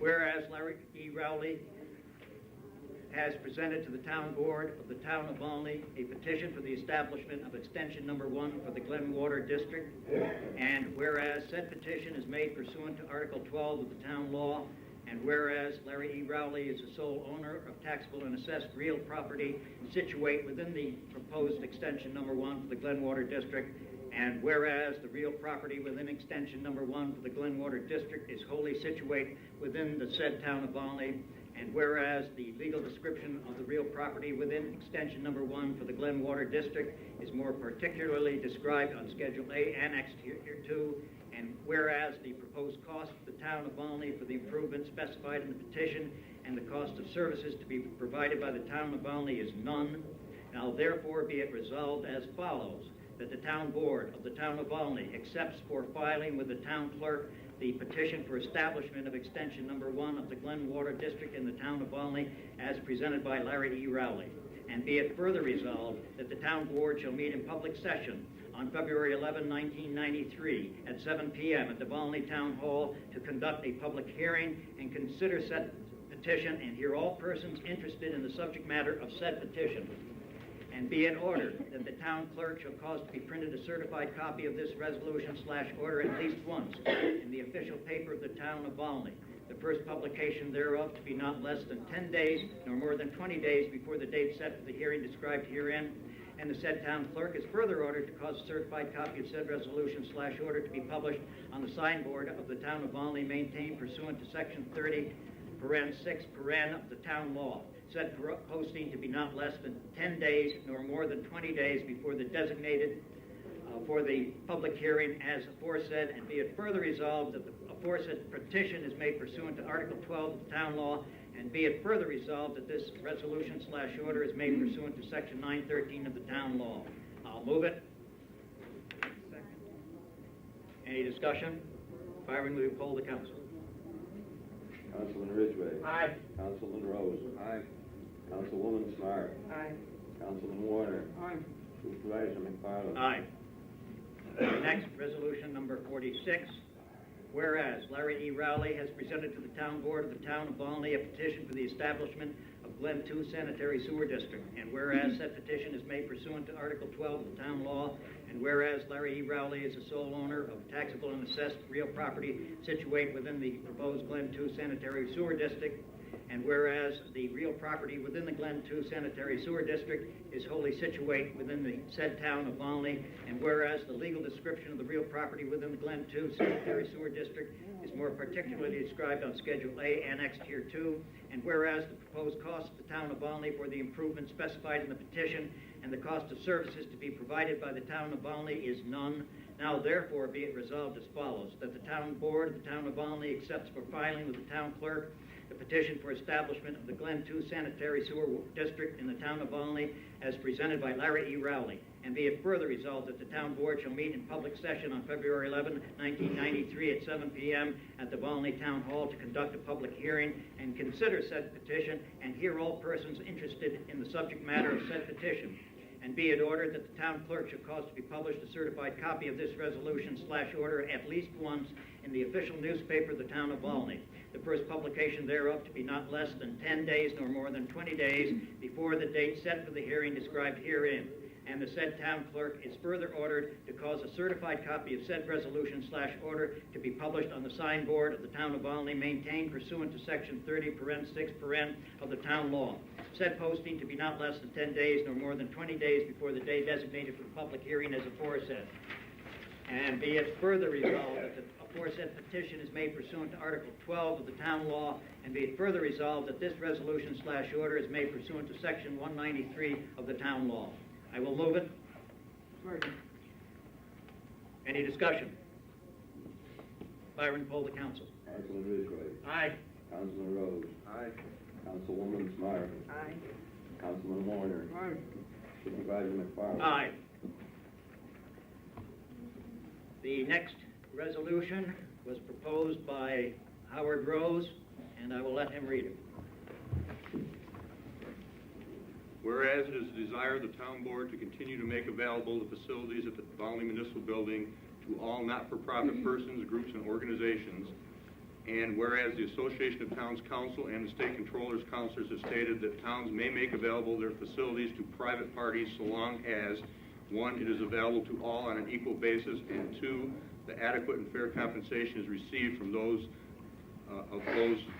for the use of those facilities. Therefore, I move that the use of the facilities at the Volney Municipal Building be made to all not-for-profit persons, groups, and organizations subject to the following conditions. 1, all requests are to be made to the town clerk in writing stating the nature of the use intended and the naming of responsible persons. Requests to be honored on a first-come, first-served basis according to a calendar to be kept by the town clerk and posted in the municipal building. The town clerk has the authority to approve or deny all requests. However, any refusal of the facilities by the town clerk, other than as a result of a date conflict, shall be brought to the attention of the town board by the supervisor at the next regular town board meeting for review. Non-resident users will be required to pay a fee consisting of 2 checks, each in the amount of $25 made payable to the town of Volney.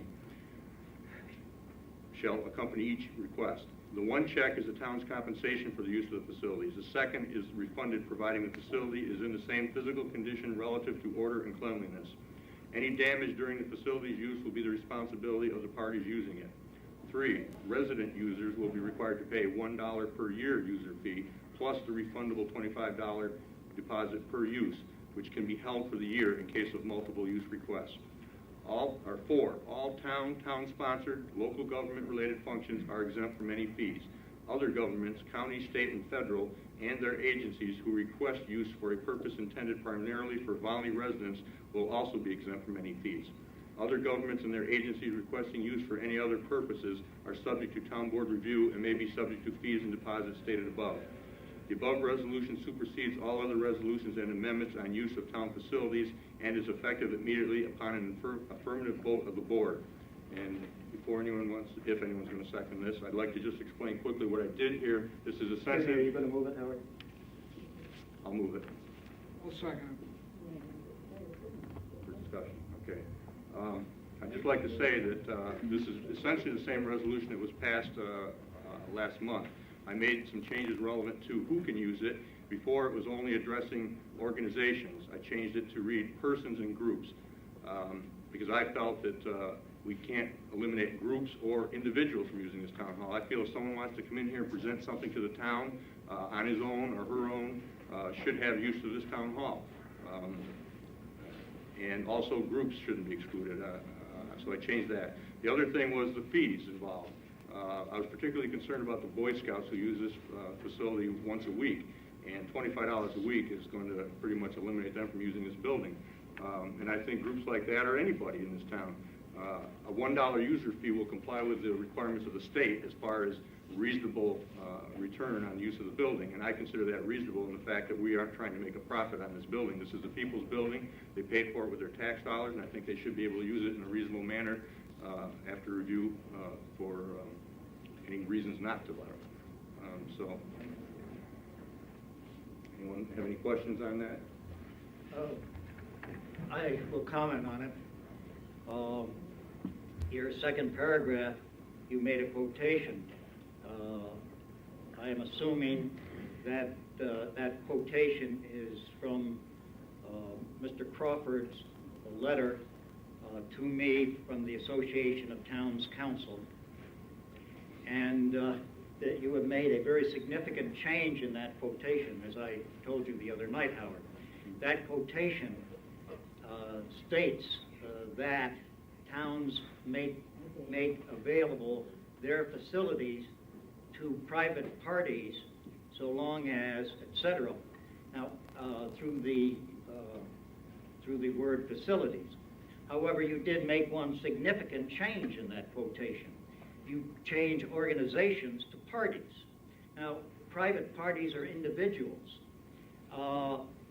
You continue in the next paragraph to state again, not-for-profit persons. I don't frankly know what a not-for-profit person is or a for-profit person, but you cannot open this facility to individuals. You just can't do it. Groups and organizations, yes, I'm all for it.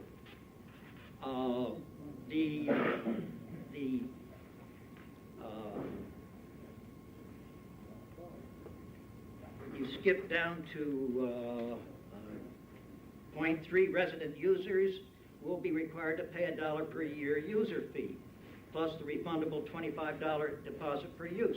What is that basically saying is that any single individual in the town of Volney can come in here, give the town clerk $1 and a $25 deposit, and have this facility available to them at any point in time. I do not think that's what the intent of this board or this town has for the use of this facility. Then the paragraph 4 is extremely ambiguous in several respects. You referred to that all town-sponsored and local government-related functions are exempt from any fees. Other governments, county, state, and federal, and their agencies who request use for a purpose intended primarily for Volney residents will also be exempt from any fees. Well, there are many government groups that want to meet here that are not relating to town of Volney business, but are using this fine facility for their meetings. But it does not necessarily relate to town of Volney business. And then you state other governments, and very frankly, I don't know what other governments there are other than local, county, state, and federal. And then they are subject to review by the town board of their requirements. I feel there are enough flaws in this that I must vote against it. Okay, let me just explain one thing. First of all, you say you don't think individuals should be able to use this. I want to tell you, 3 years ago, before I was on, or 4 years ago, before I was on this town board, I had a concern in this town that did not get addressed by this town board at the time, and that was the issue of the incinerator, which is in my neighborhood, and all my neighbors were concerned about it. We couldn't get the use of this town hall at the time. We had to go to the city of Fulton to use their municipal building to present our case. We had a scientist from St. Lawrence University, Dr. Paul Kahn, who has been in this room before, but at your meetings, not his. And he spoke on another opinion and view of incineration in a community, which people would never have gotten if I didn't take the incentive to do that. Now, what you're doing by effectively, if you vote against this, is you're saying that an individual like myself trying to do something for his community and present an issue to the people is going to be denied use of this town hall for that. And I think that's wrong. I think individuals should be able to use this for a good reason. And we do have discretion here. They have to present in writing what it's going to be used for. And if we don't feel it's appropriate, we can deny them use of it if it's not a good enough reason to use the town hall and warranted. Also, you say other governments. I clearly stated in there what I meant. County, state, and federal is other governments. So that's what I'm referring to. And other governments have used this town hall for things that have nothing to do with this town whatsoever. And people in this town were not even remotely interested in what they were doing here. Yet they got to use it at no charge. And you're saying that people that live here that pay taxes, that paid for this building, can't use it. I don't understand that reasoning at all. So that's why I engaged it.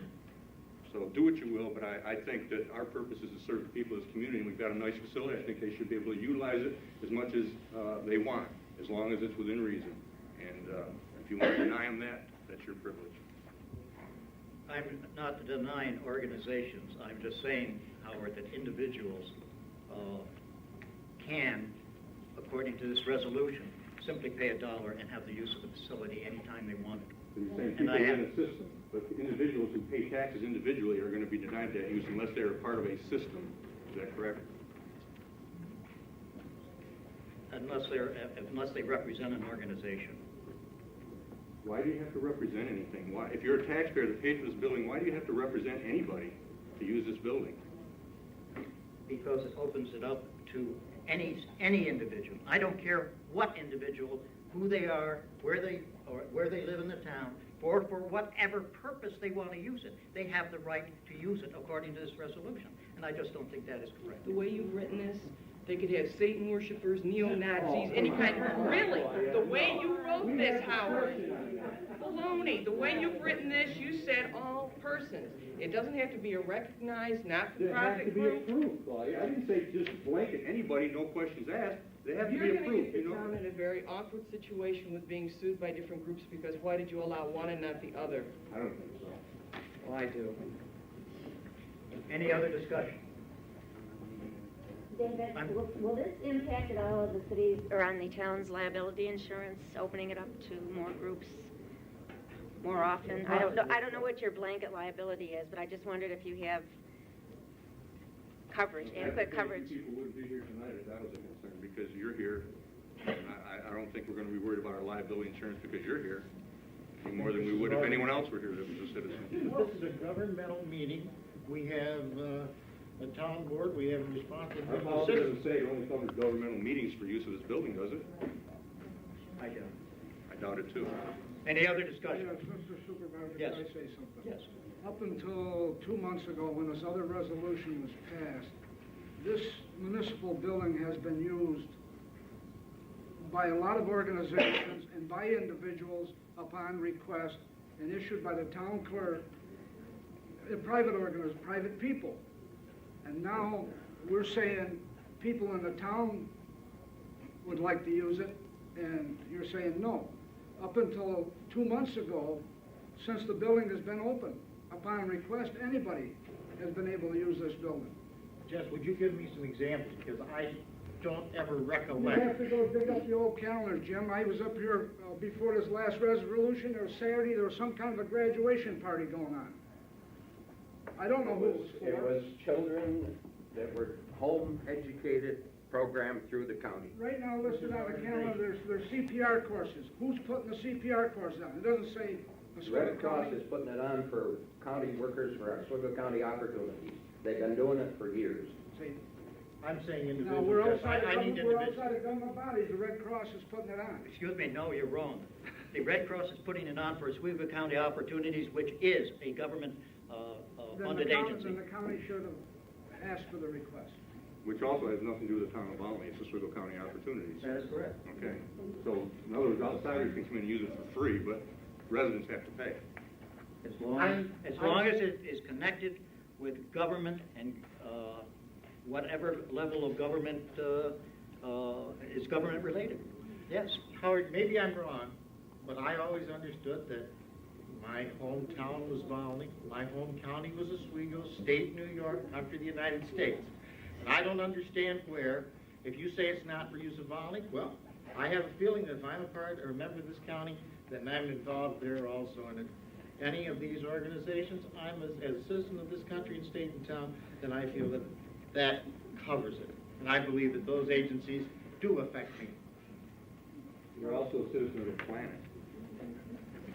2 months ago, I voted against this resolution because there was a fee tagged on for nonprofit organizations. And that's the reason why I voted against it. Any other discussion? Byron, will you poll the council? Councilman Ridgway. Nay. Councilman Rose. Aye. Councilwoman Smart. No. Councilman Warner. Yes. Pardon? Yes. Yes, I didn't hear you. Supervisor McFarland. No. The last resolution, number 48.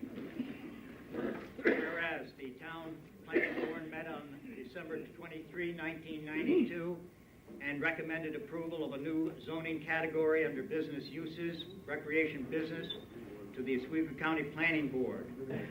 Is there any reason for me to read this again? No. No. Okay. Is there any discussion by the town board? Yes, I'd like to make a few comments. First of all, Let's get a motion at first. Okay, I will move it then. I'll second it for discussion. First of all, I'd just like to state that I haven't heard anyone object to Roger Dunsmore using his property for the purpose that he intends. And I like this concept of the recreation business use very much.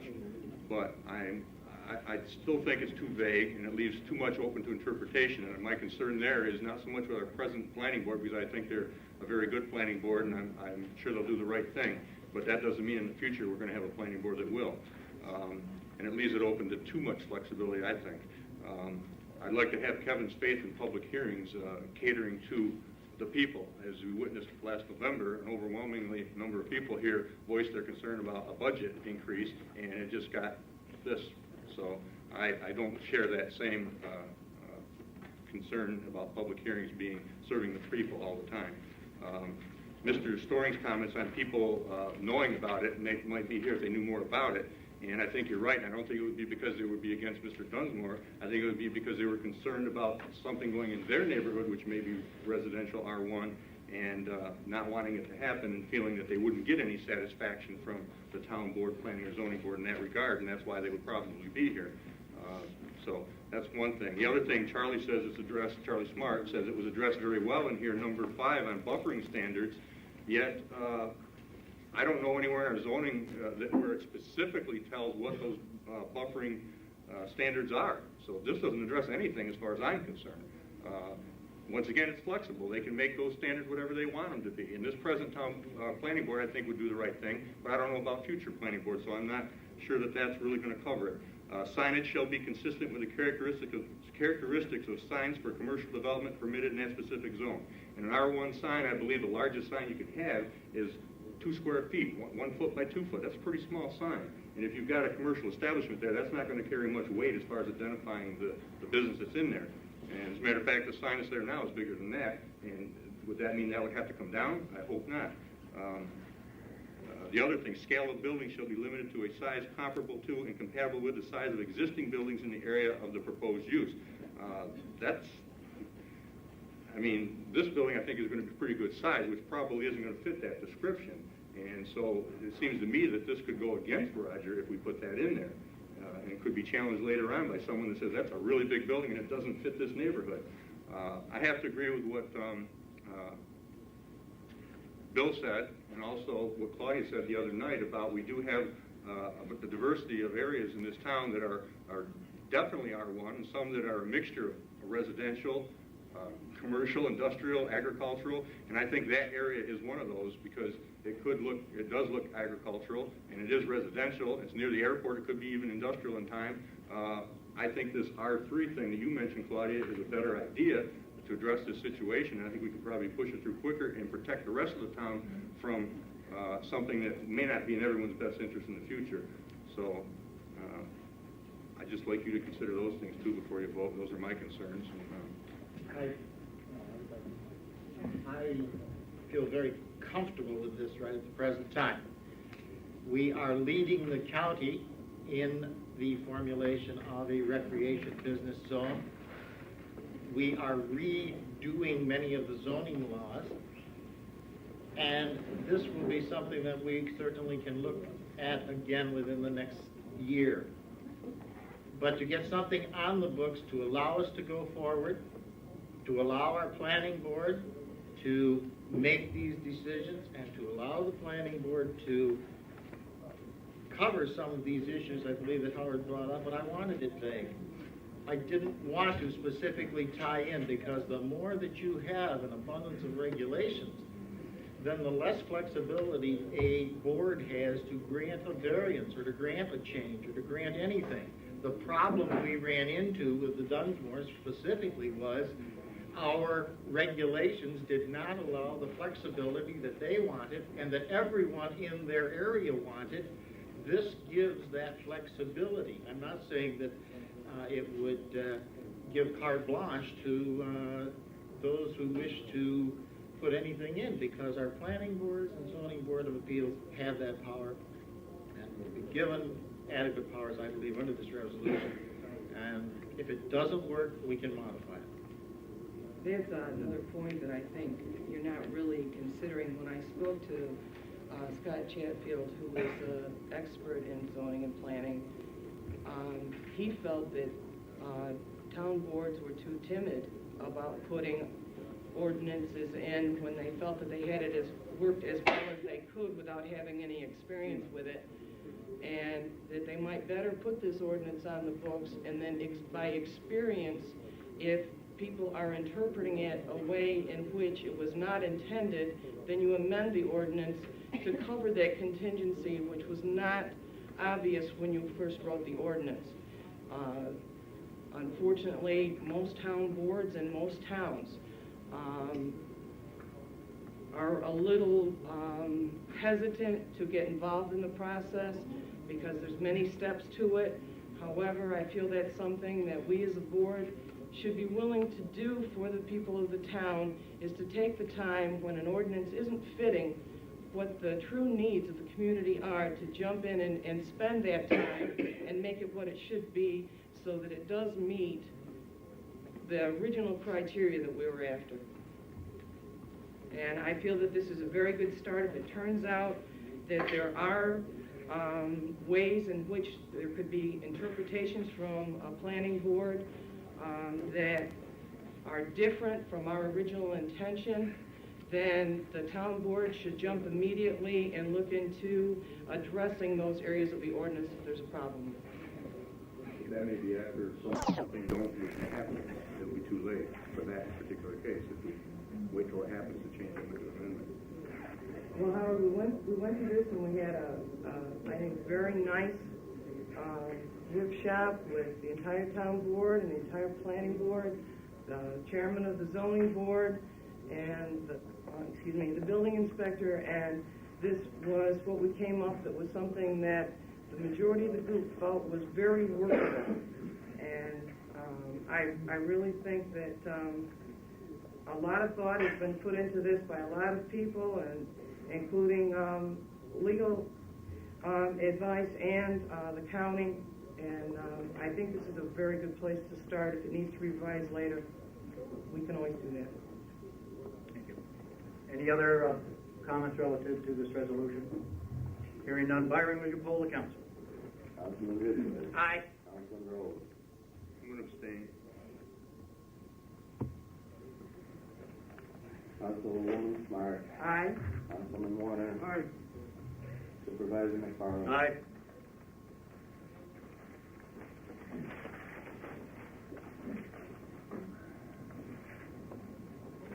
Is there any other new business to come before us?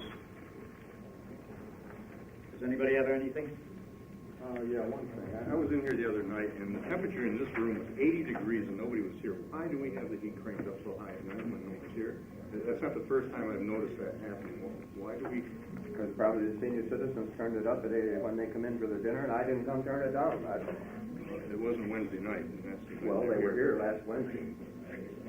Well, it's been happening more than once, and I'd like to see these things turned down when we leave at night. I don't know why they need to be left up like that. I mean, if we're really concerned about saving taxpayers' dollars, I think that's a good place to start. So I would like to ask that we be more conscious of that. That's all I have. Excuse me. Supervisor McFarland? Yes. Could I approach the board with a topic? Why don't we wait until public comment? It'll just be a moment. Do you have a petition to submit? No, I don't. Okay. Any other new business to come before us?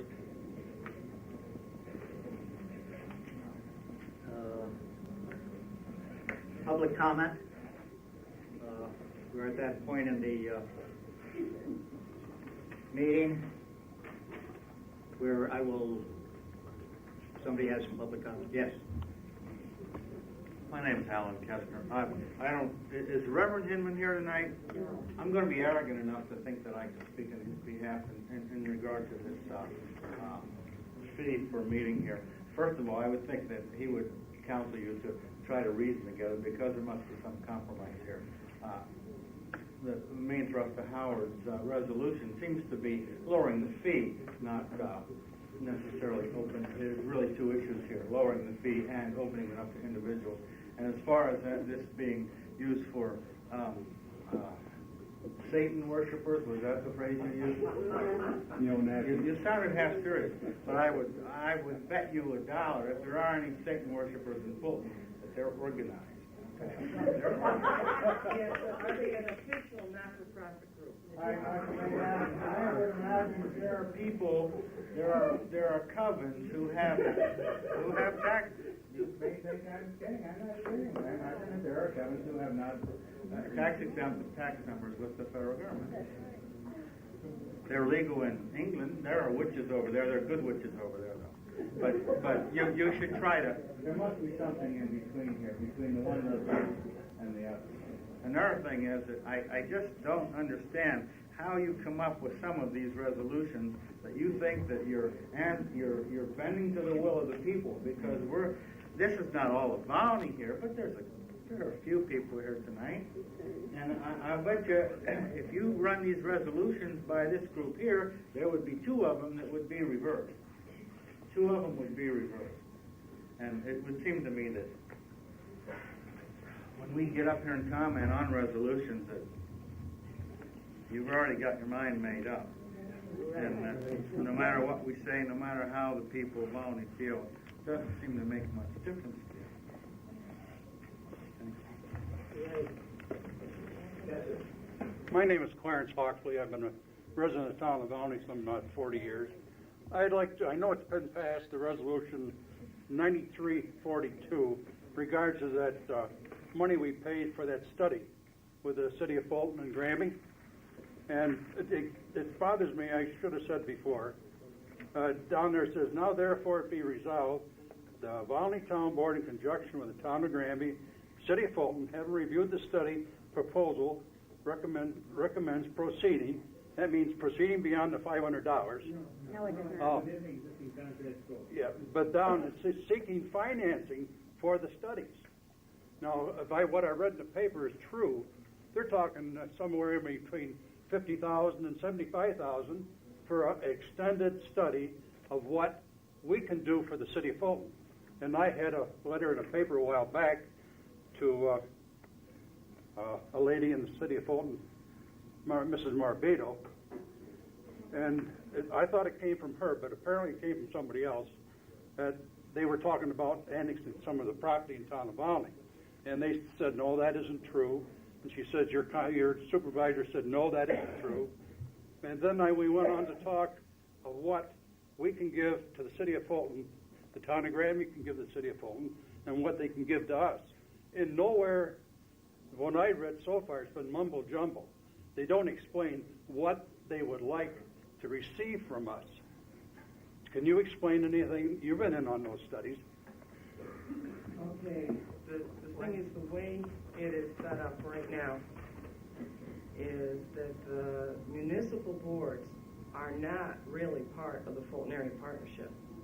They are a subcommittee.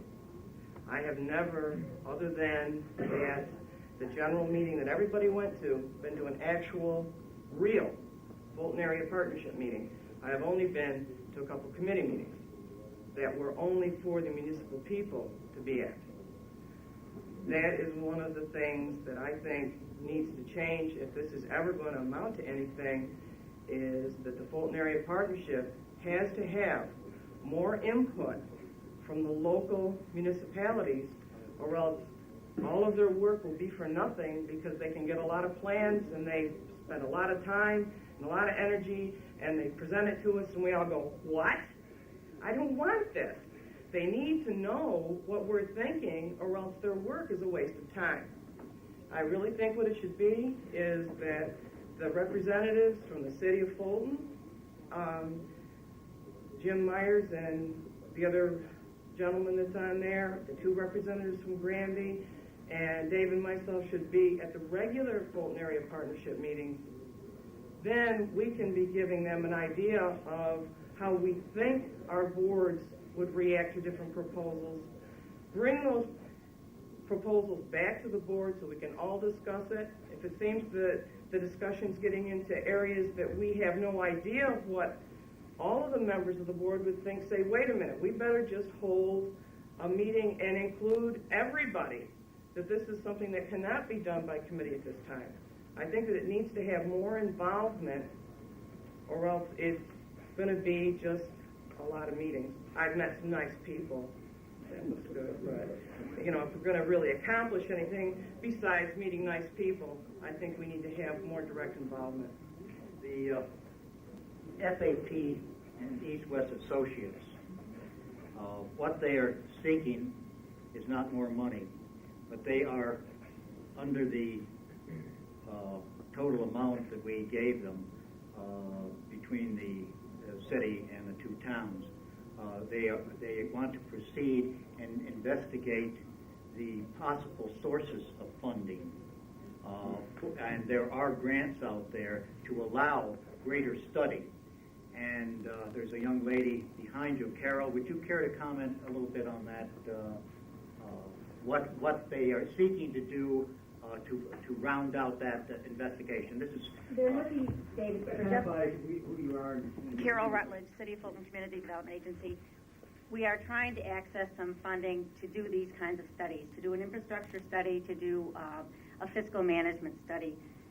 If the funds are there, it would be either 100% grant, 60-40, or 50-50. It could be, you know, in any shared proposal. We would have to come back to you as a board, as the town. We'd go to the City of Fulton, we would go to the town of Granby as well, and get a resolution to proceed. This work is to complete what is already within the scope of the contract. The existing contract, $500 from Volney, $500 from Granby, and $4,000 from the City of Fulton. To be perfectly honest with you, if we have done nothing else as the Fulton Area Partnership, we have established a dialogue between the towns of Volney, Granby, and the City of Fulton, which hasn't been happening for quite a number of years. And I would hope that we could continue. I would hope that we could explore sharing services, extending infrastructure, sharing personnel, cutting down on our costs, maybe by buying as a group, rock salt. I mean, such things as paper supplies. You know, we might have more impact as a group. We might be able to get better prices, that kind of thing.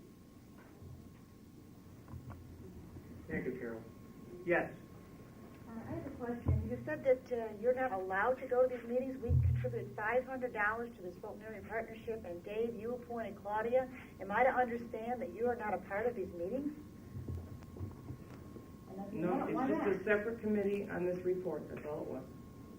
You were part of the intergovernmental committee, which has been discussing all of these issues, Claudia, and you and Dave were supposed to come back to the other members of the town of Volney board and report on what's been going on. And if that hasn't been happening, then... There has been, but we were not, the municipal people were not actually part of the regular Fulton area partnership.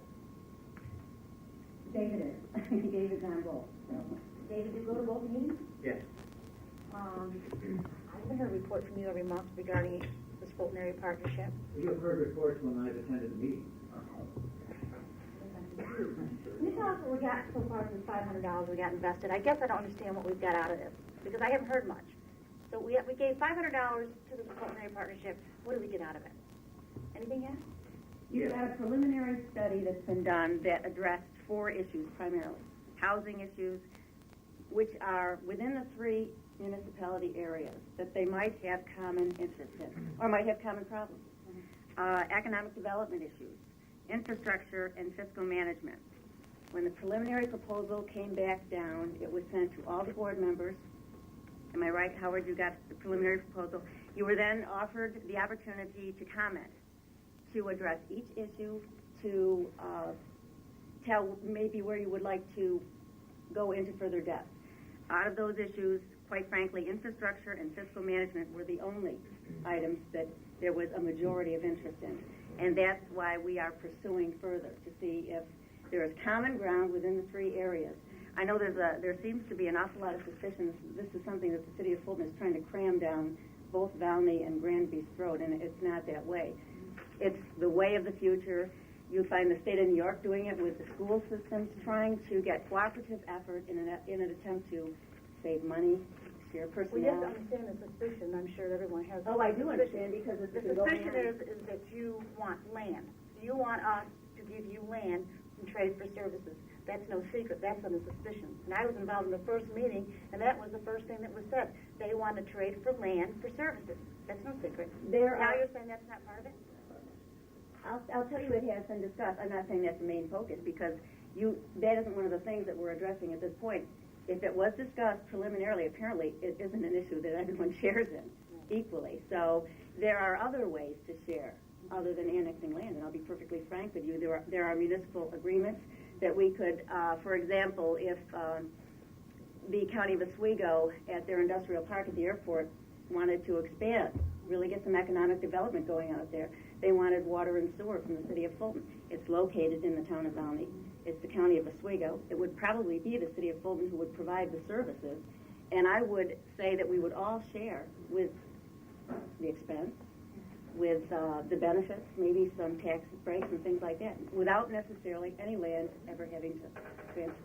There are ways to do this. I think there's probably some very good ideas involved in this, and I think, like what you're hearing, is we're not getting a lot of information. If this report was submitted by each board member, I don't remember anybody reporting on this at a board meeting that they submitted a report and what their comments were. There was also an open meeting on, December? Right. Where the public was invited. Oh, yes. If the public would like to find out what happened during the last meeting, I videotaped the meeting, and it's down at Video World, where you can view the meeting if you wanted to. Great. Just quickly, let me say, I hate to have your meeting like this, but I sit in the city of Fulton with $1 million revolving loan fund. I can only assist businesses within the city of Fulton. I've had calls from people in Granby. I've had calls from businesses in Volney people wanting to start up or wanting to expand. I can't go outside the city of Fulton. If we were to get some kind of a cooperative effort going where I could lend money, we could create jobs that all 3 areas are going to benefit. And obviously, they're not all going to be Volney residents, they're not all going to be city residents. We could all share, maybe even in the property taxes. That's the kind of thing that maybe somewhere down the line we will get to see, where everyone will benefit within this area without necessarily we taking land and trade or something like that. Thank you, Carol. Can we make a comment, can we, or something? I'm Bill Perez. I live on Faith Street. It's a municipal cooperation between Fulton and Volney. I'll talk about Volney because I live on the Volney side of the road, even though the water lines in the city of Fulton is maintained by the city of Fulton. I had to pay 165% for my water for maintenance and everything, even though the trunk line is in the city. And since 1974, I've gone through Mayor Patrick, Mayor Drone, Mayor Alberton about, I don't mind paying the extra 40% because we don't pay city tax. But the maintenance charge, I feel that we should have never had to pay. But at the meetings, water meetings I have attended, and from the past council meetings I've had attended with he is retired, I think it was named the past council president. Fulton's got water and sewage. Well, Volney's got a lot of water if they want to get into Onondaga Water Authority, Metropolitan Water Authority pipeline. We have that going through the center of Volney, and we have water. If we have proper plans, we have water. There's no problem. Going like near the industrial park and all that. A few years ago, the city of Fulton increased their waste treatment plant. They went to taxpayers. We funded $7.5 million to expand the waste treatment plant. But it was one mistake. They didn't expand for future. They didn't make it big enough to cover the use. And this is one of the reasons they kept giving me, that we don't have capacity to add no more industry and stuff like this outside of Fulton, Volney, and the Granby. And how do we go back to the taxpayers and explain to them, well, gee, we want to be bond to increase our sewage waste treatment plant because we goofed. You know, and I've been fighting this since 1974, and there's been no cooperation. And there's no cooperation as far as you get the town of Granby. Fulton's trying to get their waste treatment plant over there out to tax rolls. But Granby asked for years to have the water line out Hannibal Street taken care of by Fulton. Oh no, we ain't going to do that. You know, but we want the taxes reduced from the sewage plant. But where's the cooperation? People from outside of Fulton for years, they don't want to even know nothing about it. But now that they're in a financial bind, they want to be bailed out. And with proper planning, we got a nice community ourselves right here. And if we're going to be, we can use the Onondaga Water Authority line, the Metropolitan Water Authority line. We're already paying the external charge. When the Millers started paying for the Fulton water, we all get the external charge. Thank you. Anyway. I would like to, and I got the letters from the mayors. I got all the paperwork on it if anybody wants to see it. I would like to point out one thing and correct an impression. The impression may be that all this started out of a need by the city of Fulton. It actually started a couple of years ago when several well-meaning individuals, none of them connected with government, felt that there was what was happening in the communities was a downhill slide, and they were very concerned about it. And so these are all private citizens, very concerned with what is happening. And we organized together, Vern Drone, Ed Boehner, myself, the heads of some of the industries. Carol, who else is on that FAP committee? Oh, Kurt Nortel, who is Nestle manager, Millard Sullivan, Chris Naylor, who manages the Luxury Restaurant, Jerry Ware, who is a Volney resident and is president of or manager of the local Marie Midlands Bank, Mike Pollack, who lives in Granby, who is Fulton Savings Bank, Sonny Allen, Evelyn Taylor, Larry Rowley. I sit on as not as a voting member, but just to be able to put any information in that's necessary about the city of Fulton. I think it's important to note that when Muriel Ellerton and Eleanor Wilhelmy, who was the then director of the Community Development Agency, established this committee, they both wanted to ensure that really there would be no political input and there would be none of the old guard who would be participating. By that, I meant Muriel Ellerton, Eleanor Wilhelmy, who was the director of the CDA, and Madeline Howell, who was the then chamber director. This committee was supposed to be completely independent and could probably accomplish things that government could not accomplish. Fulton. He's an ex-mayor of Fulton, Right. and he was bringing into this committee his expertise as an ex-mayor on the kinds of things that affect government and that hamper government. Yeah, there are people out there who are very concerned and have no altruistic purpose other than an attempt to better the status quo. And that's what we are doing, or trying to do. Joe, you, Yes, excuse me. I apologize for interrupting the board a little earlier. I had something I'd like to discuss with the board tonight, and I didn't know if I was new business or public comment or where I fit in. So anyway, here I am, and it sounds like a lot of the comments I'm hearing about cooperation and sharing are probably very relevant to what I have to say tonight. I represent the Widewaters Group and Widewaters Pierce Drive Associates, who would like to build the Kmart Shopping Center here in Volney. About 2 years ago, we began the project with Larry Rowley, the landowner, and a year after that, we began with the town board, the town planning board, and will eventually be with the ZBA, I hope, to start the planning process, start the rezoning process, and we do have an approved project at this point, but we do have some concerns. The project, just to refresh everyone's memory, I think will be a project that will generate in excess of, these are rough estimates at this point, but in excess of $100,000 a year in property taxes and 350 to 400 permanent full-time and part-time retail jobs.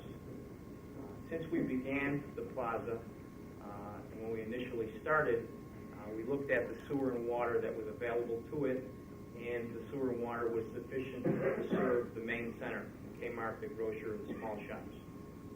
Unfortunately, since that time, we've run into some roadblocks, which has led us to a little bit of a delay, which we hope we can overcome because of increasing costs, specifically increased Department of Transportation road improvement costs and fee costs that have doubled what our original budget amounts were, and also very, very strict financing contingencies and very tough lending policies has made it difficult for us to continue on with the project as it is today without expanding it now before we come out of the ground with it. The problem exists because in order to do that, we need additional sewer and water, and everybody knows that the sewer and water comes from the city of Fulton. We've approached each of the town board members individually to discuss our concern, to suggest some things, and to kind of discuss a proposed plan, which I'll get into in a second. But we wanted each of the board members to feel free to discuss with us openly and answer any questions that they had at that time. The reason that I came before the board tonight is because we're asking really for the board's assistance, and would like the board to consider appointing perhaps a committee of board members that would consider a revenue sharing plan of sorts, which would involve really three things, some of which have come up tonight. The first thing would involve, now this is a plan, remember, between the town of Volney and the city of Fulton. The first part of the revenue sharing plan would involve sewer and water to be provided to the shopping center and to town lands in Volney, so that those town lands could be developed into the future, however they may develop. The second part of the land would be an annexation of the shopping center property only into the city of Fulton. And the third part of the plan would be a contractual agreement between the city of Fulton and the town of Volney, whereby any property taxes generated by the property would be paid from the city of Fulton back to the town of Volney. So the practical effect of it is that the town has all the sewer and water that we'll need for the shopping center, as well as to develop the remaining lands, which will remain in the town. The town will be relieved of any responsibility for the property, any liability, any plowing, any fire coverage, anything like that. And finally, the town would get the property taxes that it would have gotten anyway. So, although annexation is a part of the plan, it's our feeling anyway that the town is not giving anything up and is in fact putting the town in a better position to go forward on other town lands.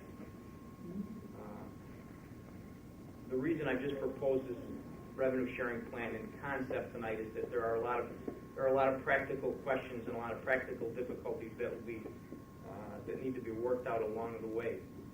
Also, we're not looking for a firm commitment from the town tonight to agree to everything. It'll be a long process, and the town and the town's attorneys and the citizens of Volney, as well as the city of Fulton and their residents and their attorneys will all get a chance to comment on these issues, and I'll get a chance to give their input. But in order to continue to go forward with this center, we may have a problem without this board's cooperation and without this board's commitment to at least consider entering into a revenue sharing plan of some sort with the city of Fulton. And tonight I'm here to ask the board if they would consider forming a committee so that we can begin to approach the city of Fulton to see if they are also receptive to the plan that I proposed or something like it. With that, I turn it back to the board. You brought up the word, Joe, annexation. How many acres are you talking on that? Only the shopping center. The shopping center is about 25, 26 acres. Now, you said the proposal would be the town of Volney would get property tax. That's right. And what would the city of Fulton get out of this? The city of Fulton would provide sewer and water and would gain sales tax that the town is not authorized to collect anyway.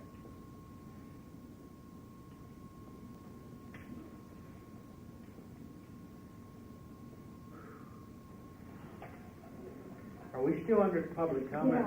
Yeah. Yes. Sir, Yes. who, was this your proposal to the city of Fulton, or is this the city of Fulton's proposal to you? This is only an initial proposal, and like I said, very early stages now. I probably can't answer a lot of questions because it's very, very conceptual. I don't have a lot of details to give you. The city of Fulton did not approach us. We approached.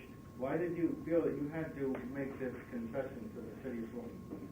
Well, sir, we don't see it as a concession. Well, let me ask you this: Did you go up to them and say we want some additional water and sewage? Yes, we did. And what was their response to that? The city is interested in working out some kind of cooperative arrangement with the town. They won't sell and I to think, they won't sell to the mall at 165% of what it cost the city of Fulton, or the people in the city of Fulton. Is that essentially I what's don't going believe on? they will, sir. So they're just, this is leverage. You want the water, they get the bathtub. I don't think it's leverage at all, really. Well, what I mean to say is, they're not gonna sell the water to the town of Volney to use in the mall. That's essentially what they're saying, isn't it? No, the town of Volney, the city of Fulton rather, has made a commitment to the mall to provide a certain amount of sewer and water.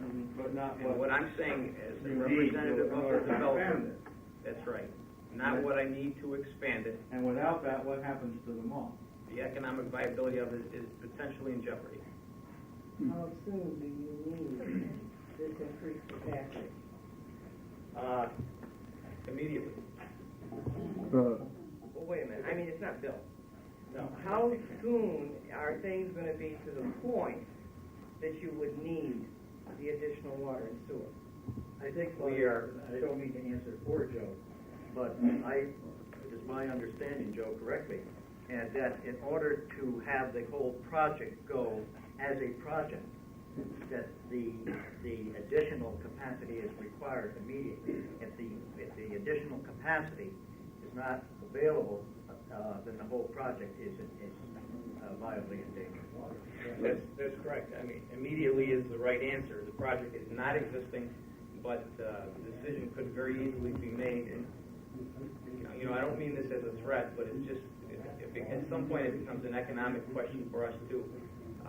That if certain portions of the project can't function because they don't have the sewer and water that they need, it may mean that there is no project. Larry Rowley. Are dependent on each other. We have the water. Larry Rowley, I heard the word annexation, I heard Marie Moan over here. Right. Me too. I was already told it was never gonna happen. Well, I'm involved in this, as you know, I own the land, and I've been working for years to develop in Fulton or around Fulton. I own land both in Volney and in Fulton, and in Granby for that matter. I think it's interesting to know everybody has a lot of bad vibes, different thoughts, you know, the A word, and everybody gets all upset. I think the thing that we have to keep in mind is times have changed. The health department has changed its laws and is enforcing septic systems at a different level. There are a lot of problems trying to develop and build and do different things. The cable TV that came up earlier spidered out of the city. They didn't come to Volney first. They came to the city of Fulton first. The water comes from Fulton. Indirectly, we do have metropolitan water line. There's a lot of good points brought up here tonight, but in all truth, from let's say a developer standpoint or a builder standpoint, it's going to be a long, long time before we can afford to set up a pumping station and a distribution center. It will never happen probably in my lifetime. Outside of, if we were to come off Metropolitan by ourselves, so all these services are spidering out of the city. The city, so to speak, is the heartbeat. Yes, the city is having financial trouble. It's in the paper. I mean, that's not any mystery. I've always felt that for us to get stronger, the whole area has to be stronger. I work in the city of Fulton. I work in the town of Volney. I live in the town of Volney. I used to live in the city of Fulton. I somehow think that sooner or later we got to bridge over this, you know, what they did to us 10 years ago or what we did to them or what we thought was taking place, and start growing with positive growth. I may be partly to blame, if you want to call it that, for this concept, because I was looking for, I don't like to give up anything, you know that as well as anything. But I felt as we got talking and working things back together, that to be realistic, the town of Volney does have resources, mainly land. We don't have a sewer station or capacity in any way. Our water right now, for the immediate future and for the very near future, has got to come out of the city of Fulton.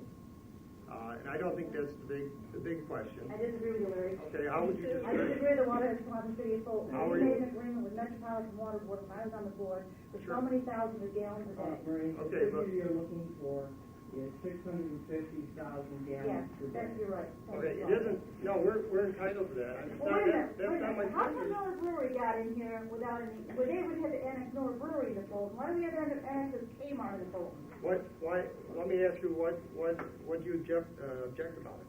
What I object about? Yep. When you start turning land over to the city, they're not gonna stop there, Larry, because they've already stated at a meeting that I was at with John Kiss, who's not here, said that they would like land from the city of Fulton, right up 57 to Great Bear Farm. That is what they are considering annexing. If you start with this Kmart, that's just the beginning.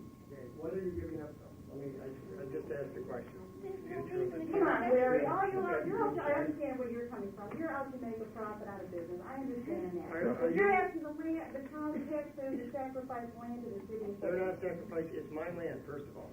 Okay. The Second. land is in the municipal boundaries of the town of Volney. Right. Volney gives up the right to that land. They've taken away from land that is in their boundaries and it's no longer theirs. You may be the owner, but the governmental body. And is it legal to give taxes to us?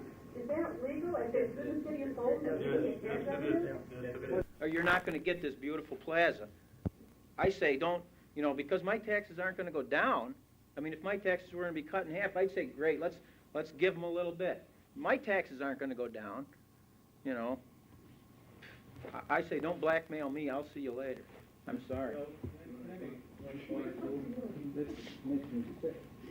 Absolutely our last possible intention to blackmail anyone. I have a lot of personal financial incentives to see the shopping center happen, as does Mr. Ayala. We're partners in the project, as is our company, as does Kmart. Blackmail is the last thing from our minds. All we're here tonight to do is propose that this board consider doing something. Consider a plan that we suggested. As a part of that plan, the three things that I mentioned: sewer and water for the shopping center as well as lands in Volney. The property, only the shopping center property would be annexed into the city. And finally, all the real property taxes would be paid to the town. Now remember, there's 350, 400 jobs here at stake that I don't think anybody wants to see leave the area. And our plan is conceptual. All we're here tonight to say is, will this town board and will this town consider it? I don't want a yes or no tonight. I just want people to come, to be open-minded, to listen, to really consider the benefits, to really consider the detriments, and that's all we're asking. That's it. I don't want to make it a debate, I just want to respond to some of your remarks so you'll understand the truth.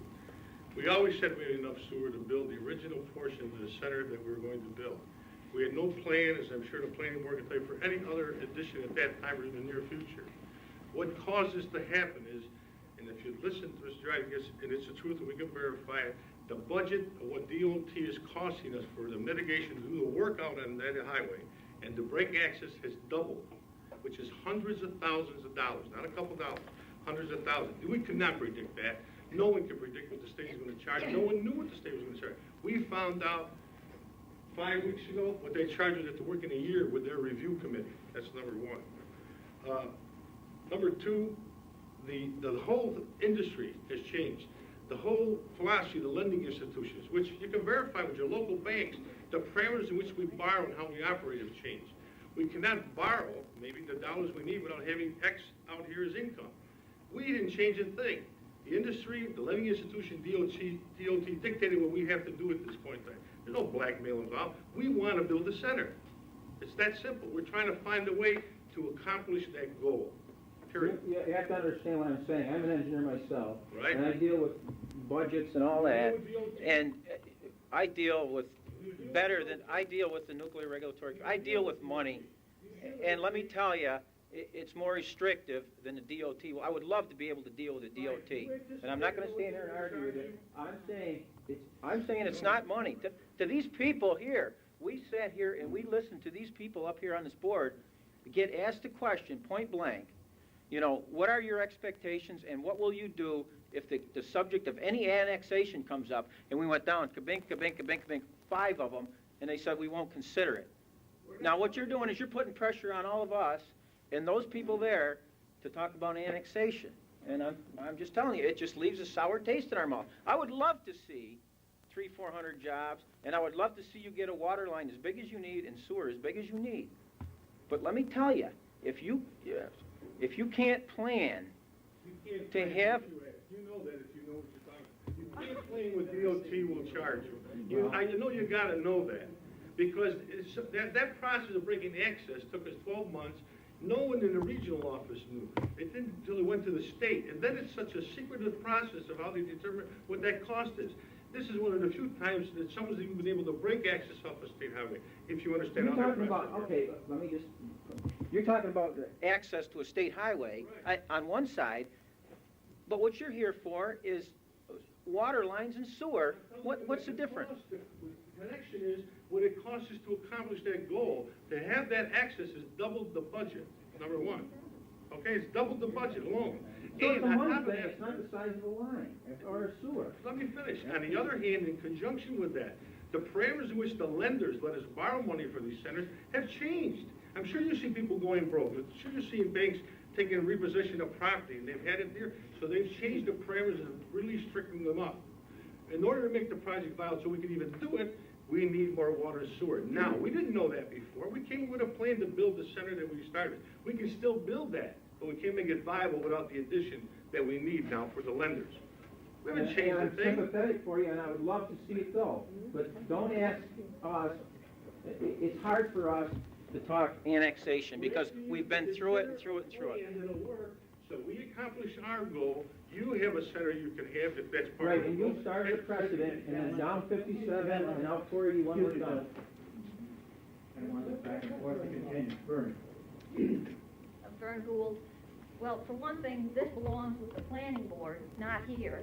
And here, they were going to put in a trailer park that facilitates more people than this shopping center, and a plan was all done for the water, to supply the water for 90 homes, I believe it was, which people living there all the time using water to do their dishes and to do their baths and wash their clothes and flush their toilets, and a whole septic system was all planned on to put onto that property, a sewage system. Why such a large system like that for a trailer park was okayed, and these people don't want to go through that. There's plenty of water in the area. There's water right there nearby that the city of Fulton supplies for their water, you can also get it from the municipality, and you can also put in your own sewer system. That's not such a big deal. They can do that, and no talk about this annexation and everything else. But this does belong with the planning board. I'll let Larry Rowley, an expert on this, answer that. Well, I think experts awfully strong. No, I think, again, this thing got kind of out of whack a little bit here tonight, but. A little bit. No, but this is, Word annex is out of whack. this is the town board. I know the question was asked earlier, because we hadn't thought of this earlier. I think we have a right to come up and pose a question to the town board. As a resident and as a builder here, I think I have as much right to just come up and ask. I don't think there's anything wrong with asking. And keep in mind that we asked just for a couple of committee people to work with somebody. Maybe Lauren, whoever you want, brought up the concept of perhaps working through Miller's or something else. Maybe the committee will come up with some alternatives. We're scratching our heads trying to make things work. That's basically all it is. Time is a problem as also, everybody could say no. We're just asking, would a couple people on the board work with a couple people to explore possibilities, nothing more, just to open it up. And there may be other... Since this discussion got started, there have been some people looking into other avenues. Maybe that's part of it, that's what I'm saying. It got a discussion started, but it's premature because things are in negotiation stages, but it does not require annexation. What I would like... That's fine, but we're just asking for some people to work with to start working it. This was the thought we had, But I don't think it is the responsibility of the planning board. I think it is the responsibility of this town board and I agree that time is of the essence, and I agree that a committee of this board, working with all concerned, might come up with some potential solutions. And unless the individuals object, I'd like to appoint Claudia Smart, Howard Rose, to serve on that committee without myself, and to work and meet with all concerned and possibly come up with some potential solutions. Unless you have any objection. Thank you for that designation. I was going to ask for it. Okay. Claudia, would you serve? Sure. And is that acceptable? Oh, yes. Okay. Thank you. Thank you. Mr. Supervisor. Yes, sir. Clarence Foxley again. If we approach the subject of annexation, does that require a town referendum? That would be a point of order. Okay. we looked it up. Since this was asked of us, I figured this question would come up. So I did my homework, and we talked to a lawyer. Okay. According to the New York State Constitution, the people of the territory have to consent by a majority vote. That is not the people of the entire town. It is the people of the area involved. And the governing board of both municipalities involved must also consent. Okay. One of the key issues has to be, is the annexation in the public interest. And they do not mean in the public interest of Kmart, they mean in the public interest of all people involved. And that includes the town of Volney, the city of Fulton, the Fulton School District, the fire companies involved, and the residents in the area. Okay, under general municipal law, a petition can be filed by 20% of the residents, not just land ownership in the area, or by owners of the majority of the assessed valuation. Okay, this petition would be presented to the board losing the property, and a copy filed to the board getting it. Then there would have to be a joint public hearing, which also the school district and fire districts involved would have to be notified. Both written and oral statements would be accepted at the public hearing. Okay, once that was done, both boards involved would have to look through it with legal advice as to, is the petition satisfactory? Is it in the overall best interest of all involved? And each board would have within 90 days to approve it by resolution. The board can deny it if it's not in the board's best, if it's not in the town's best interest. If it's approved by both boards, it has to have a special election, and a majority of the residents in the area involved have to vote for it. Those are the steps. There's quite a few of them. When you say the area involved, are you talking Volney and Fulton, or just Volney? The people who vote as citizens are the people who are landowners and are not just landowners, residents in the area that would be annexed. So it would not be a town-wide or city-wide. It would only be the people affected. However, both boards would have to agree. It can't. Both boards have to. Both residents of both areas? No. The residents of the land involved. Okay, Volney, the residents of Volney involved. No. Residents of that portion of property would have to vote. And no, he's not a resident. He doesn't live on that land out there among the trees that are being sawed down. So he wouldn't vote on it. However, his son does, so he could vote. All right. Oh, yeah. All right, but it would have to be both boards of both Volney and the city of Fulton would have to determine it was in the best interest of all involved. It is not a quick process by any means. It's not something that somebody can sneak by. And if it's not in the best interest of the town, you have every right to forget it. If I may, before we quit, I'm all in favor of this gentleman presenting his petition to the board, and the board's got to make a decision. From what I can see, we're talking 5-6 months down the road, and these gentlemen got money sitting there tied up that they can't afford to do. And the price of money's going up every day. As the economy grows, the price of loan of money is going to go up. I think these gentlemen should look at other alternatives of getting what they need. If they have to pay Fulton more money for their water and sewage, or if they have to tie in with Miller. Larry, you're the builder. You should be looking into this stuff, because it's like I say. There are several people looking into it right now, and Howard and I will be involved with discussing it with them. But it's still a long way down the road. There's the last option. To answer Bud's question, we are exploring, and we're hoping that the committee may even come up with something. We're asking questions and trying, that's all. It's not an easy answer, no matter how you do it. And I'm not the builder, White Waters is, I'm basically the landowner. Yes.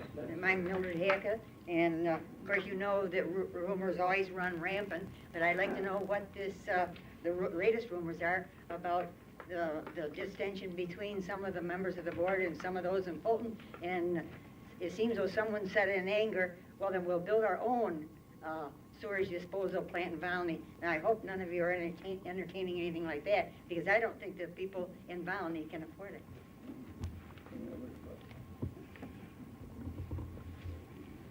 Yes.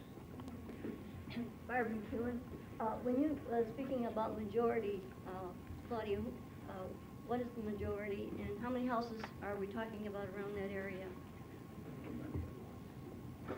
How many houses are in the area that you are talking about? Probably 4. Larry Riley already owns it, right? No, I don't. Can I pitch into it there? Sure. Anybody else? I was just wondering, Joe, could you just, for information purposes, what would be the difference in property tax revenue to the town, the property as it is now versus, let's say, once a plaza's on it? Just so we can get that perspective. Do you have any idea? Larry, do you remember what your last tax bill was? It's vacant land, it's not very much, it's right a couple $1,000. Once the center is built, it's going to be probably between $100,000 and $150,000 a year. And if you're part of the city of Fulton, triple. No, yeah, but they're the ones that would assess it. Right. It's triple, it's your benefit then. No, we just get what it would be worth to work out. No, that's not the deal we proposed to the city. It's not the deal. The assessing, since it would be owned, my understanding is since it would be part of Fulton, should it be part of Fulton, that they would assess it. And we would get those taxes that they assessed. That's right. That's what we proposed. That's what we proposed. Well, I think I speak to the rest of the board that this is nothing we even really want to think about and have any kind of real discussions about until we have exhausted every other possible avenue. It makes me sick to my stomach the thought of even considering it, all right? Well, I want to look into all of the other things available. Mrs. Smart, since you are a committee member, I guess I would just stress one thing, and that's that we're under some real tight deadlines, that if we don't pull this thing out of the ground in March, there's not going to be a center here. What we're asking is that we keep an open mind. A good clip, because also at this time, the town of Schuylkill has a similar problem. If you want it bad enough, you can wait. Luckily for the town of Volney, there's a lot of problems all at the same time, so there's more interest than there would have been in solving it. Yes, may I make one comment and one question, please? Sure. First, the comment is, I don't think that you gentlemen should be cast as blackmailers. Thank you. I think, though, that you're telling us we shouldn't remember all these things, the animosity between Fulton and Volney, and So I'm hearing this one. and yet I would, is it not fair to say that if Fulton would sell the water to the mall, then none of this would be happening? Is that not fair to say? Well, in all fairness, the water is not the big issue. The sewer is the problem. Okay, I don't understand how giving them that is gonna all of a sudden make the sewers better, though. I don't understand that. It sounds like dog in the manger, to me. Reword that, I didn't understand it. Go slower. How is the sewage system all of a sudden going to change because they own the land? One of the problems, I think, is with the sales tax down, from my understanding, they have a severe problem with the sewer. Okay, It's so one of capacity.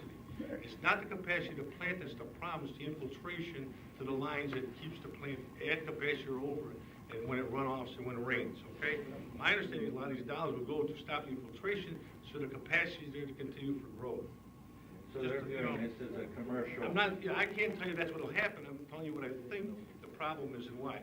You're right, annexation of the problem does not solve the sewer problem, but the dollars through sales tax probably can and will, if it's done that way.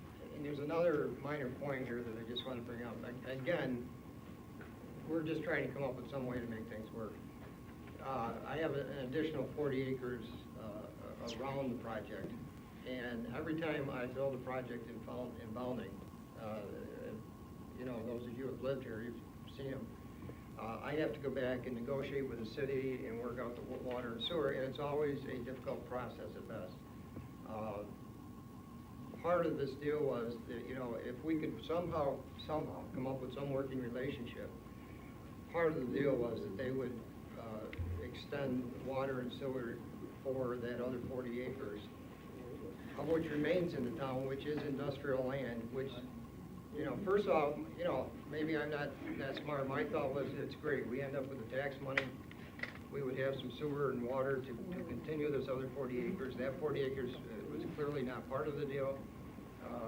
And they acknowledged that, that was the intent of the whole deal. So there is a little more quid there. Well, it was to give... It's all continuous land, it's not just that 40, it's all continuous land for the town. That's the way we propose it. We propose so the town gets sewer and water for continued growth. It doesn't have to be there 40 acres. Say you have some land contiguous to something, this would prepare a working arrangement so that you didn't have to go back and negotiate and barter and trade and all that stuff. And it just seemed to be a way of just trying to come up with a way to make it work. And I'm kind of an optimistic person. I keep trying to go ahead with different things and do different things, and that suits some people it doesn't. But I was trying to find a way to make it work. That other 40 acres is industrial land.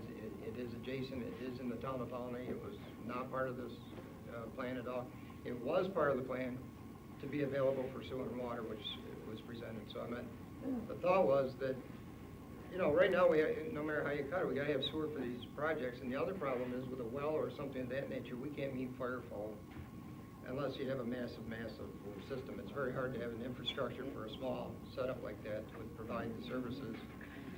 And I agree with Millie, I don't think the town, maybe I'm wrong, but I meant for the town to take over the heartbeat, if you will, being the sewage treatment plant or the pumping stations is a major endeavor.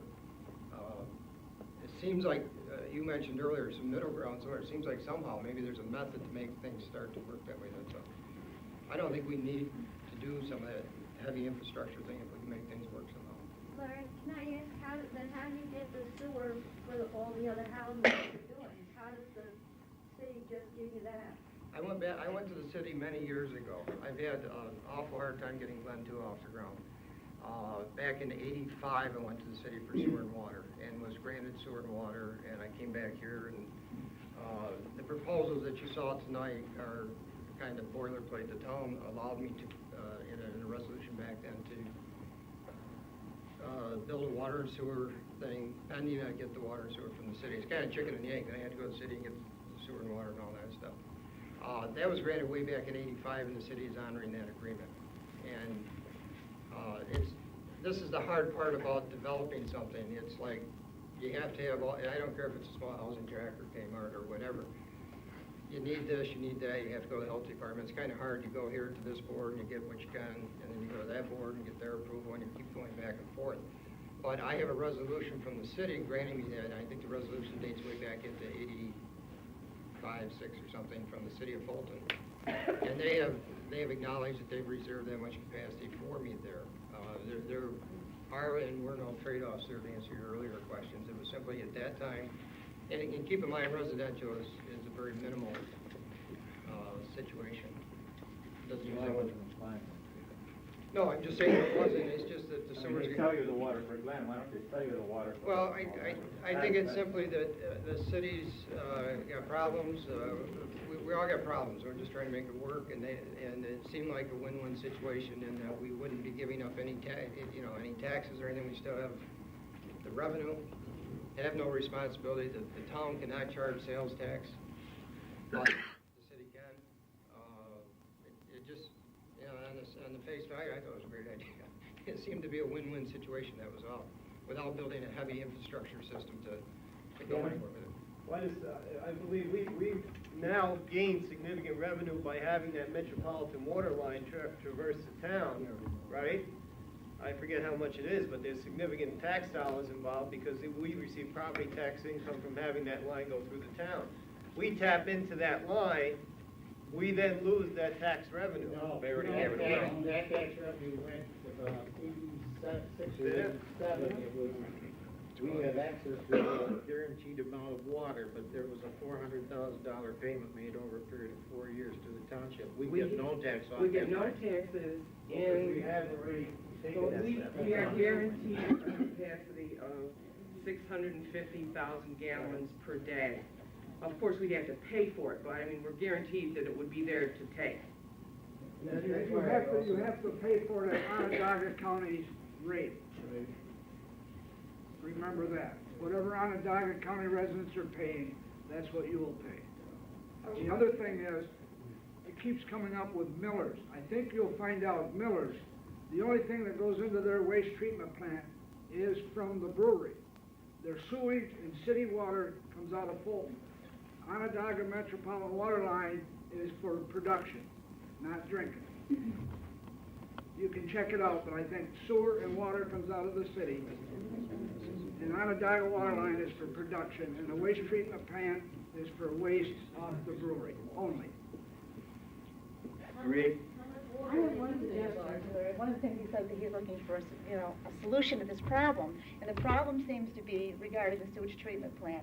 Right now, the city of Fulton has got so many problems with that treatment plant, they can't even deal with what they have now.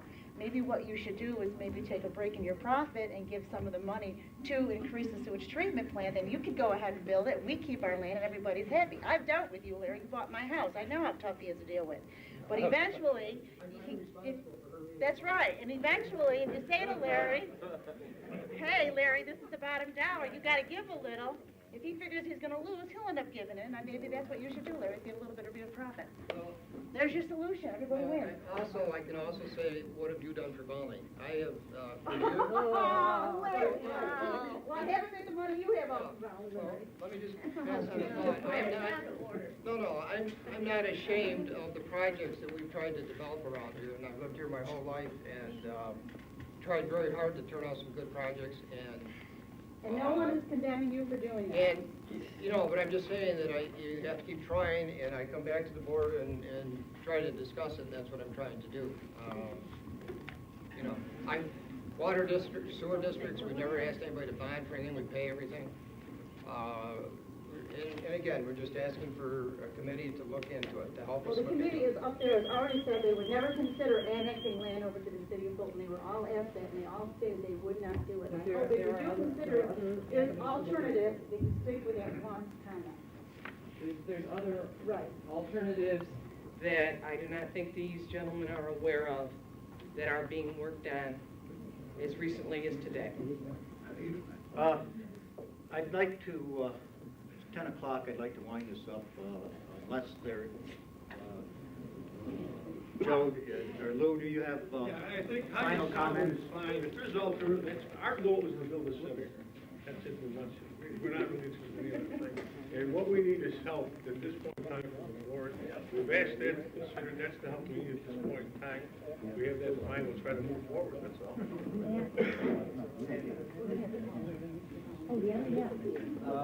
Yes, is there anything else? Yes. I had a few things to say, but in lieu of the time, I won't say them. But could you maybe make a resolution that Byron can maybe make more copies? Because we're kind of running out of these copies, so, you know. I made 775 copies today, so you could have copies tonight. How many would you like? You mean we've got... She's enough to go around everybody.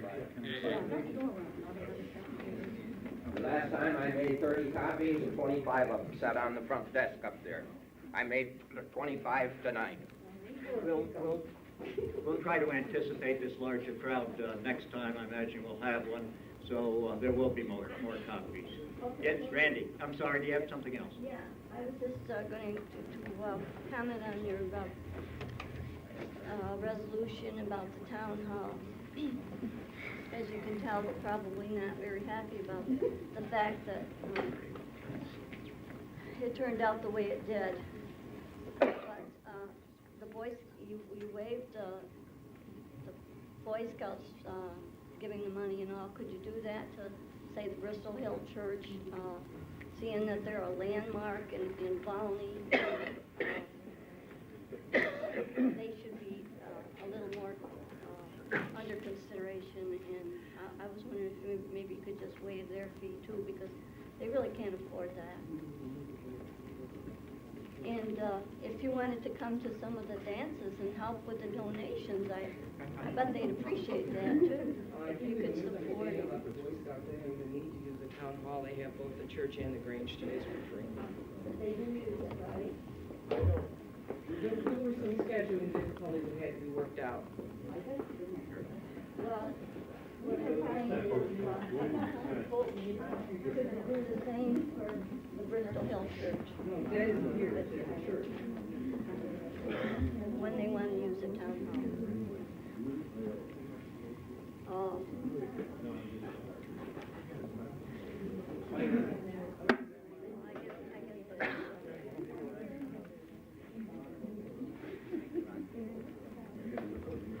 This is going to be the last speaker. Yes. Yes. In lieu to your the monies you're asking to use the hall, I'm going to ask you for one clarification on this. We have a group, Volney Parks and Recreation, who meets here. It's my support group for the recreation project that I run throughout the town. Without their help, we do nothing. Because every time I take 100 to 150 kids on an outing, these people do everything for me. Without them, I can't do a lot of the projects we do. Yes. Oh, I'm sorry. I had meeting before us tonight. So we're all set on that then? No charge. Okay, I'll entertain a motion for adjournment. So moved. Second. Byron told the council. Aye. Aye. Aye. See you there, Terry.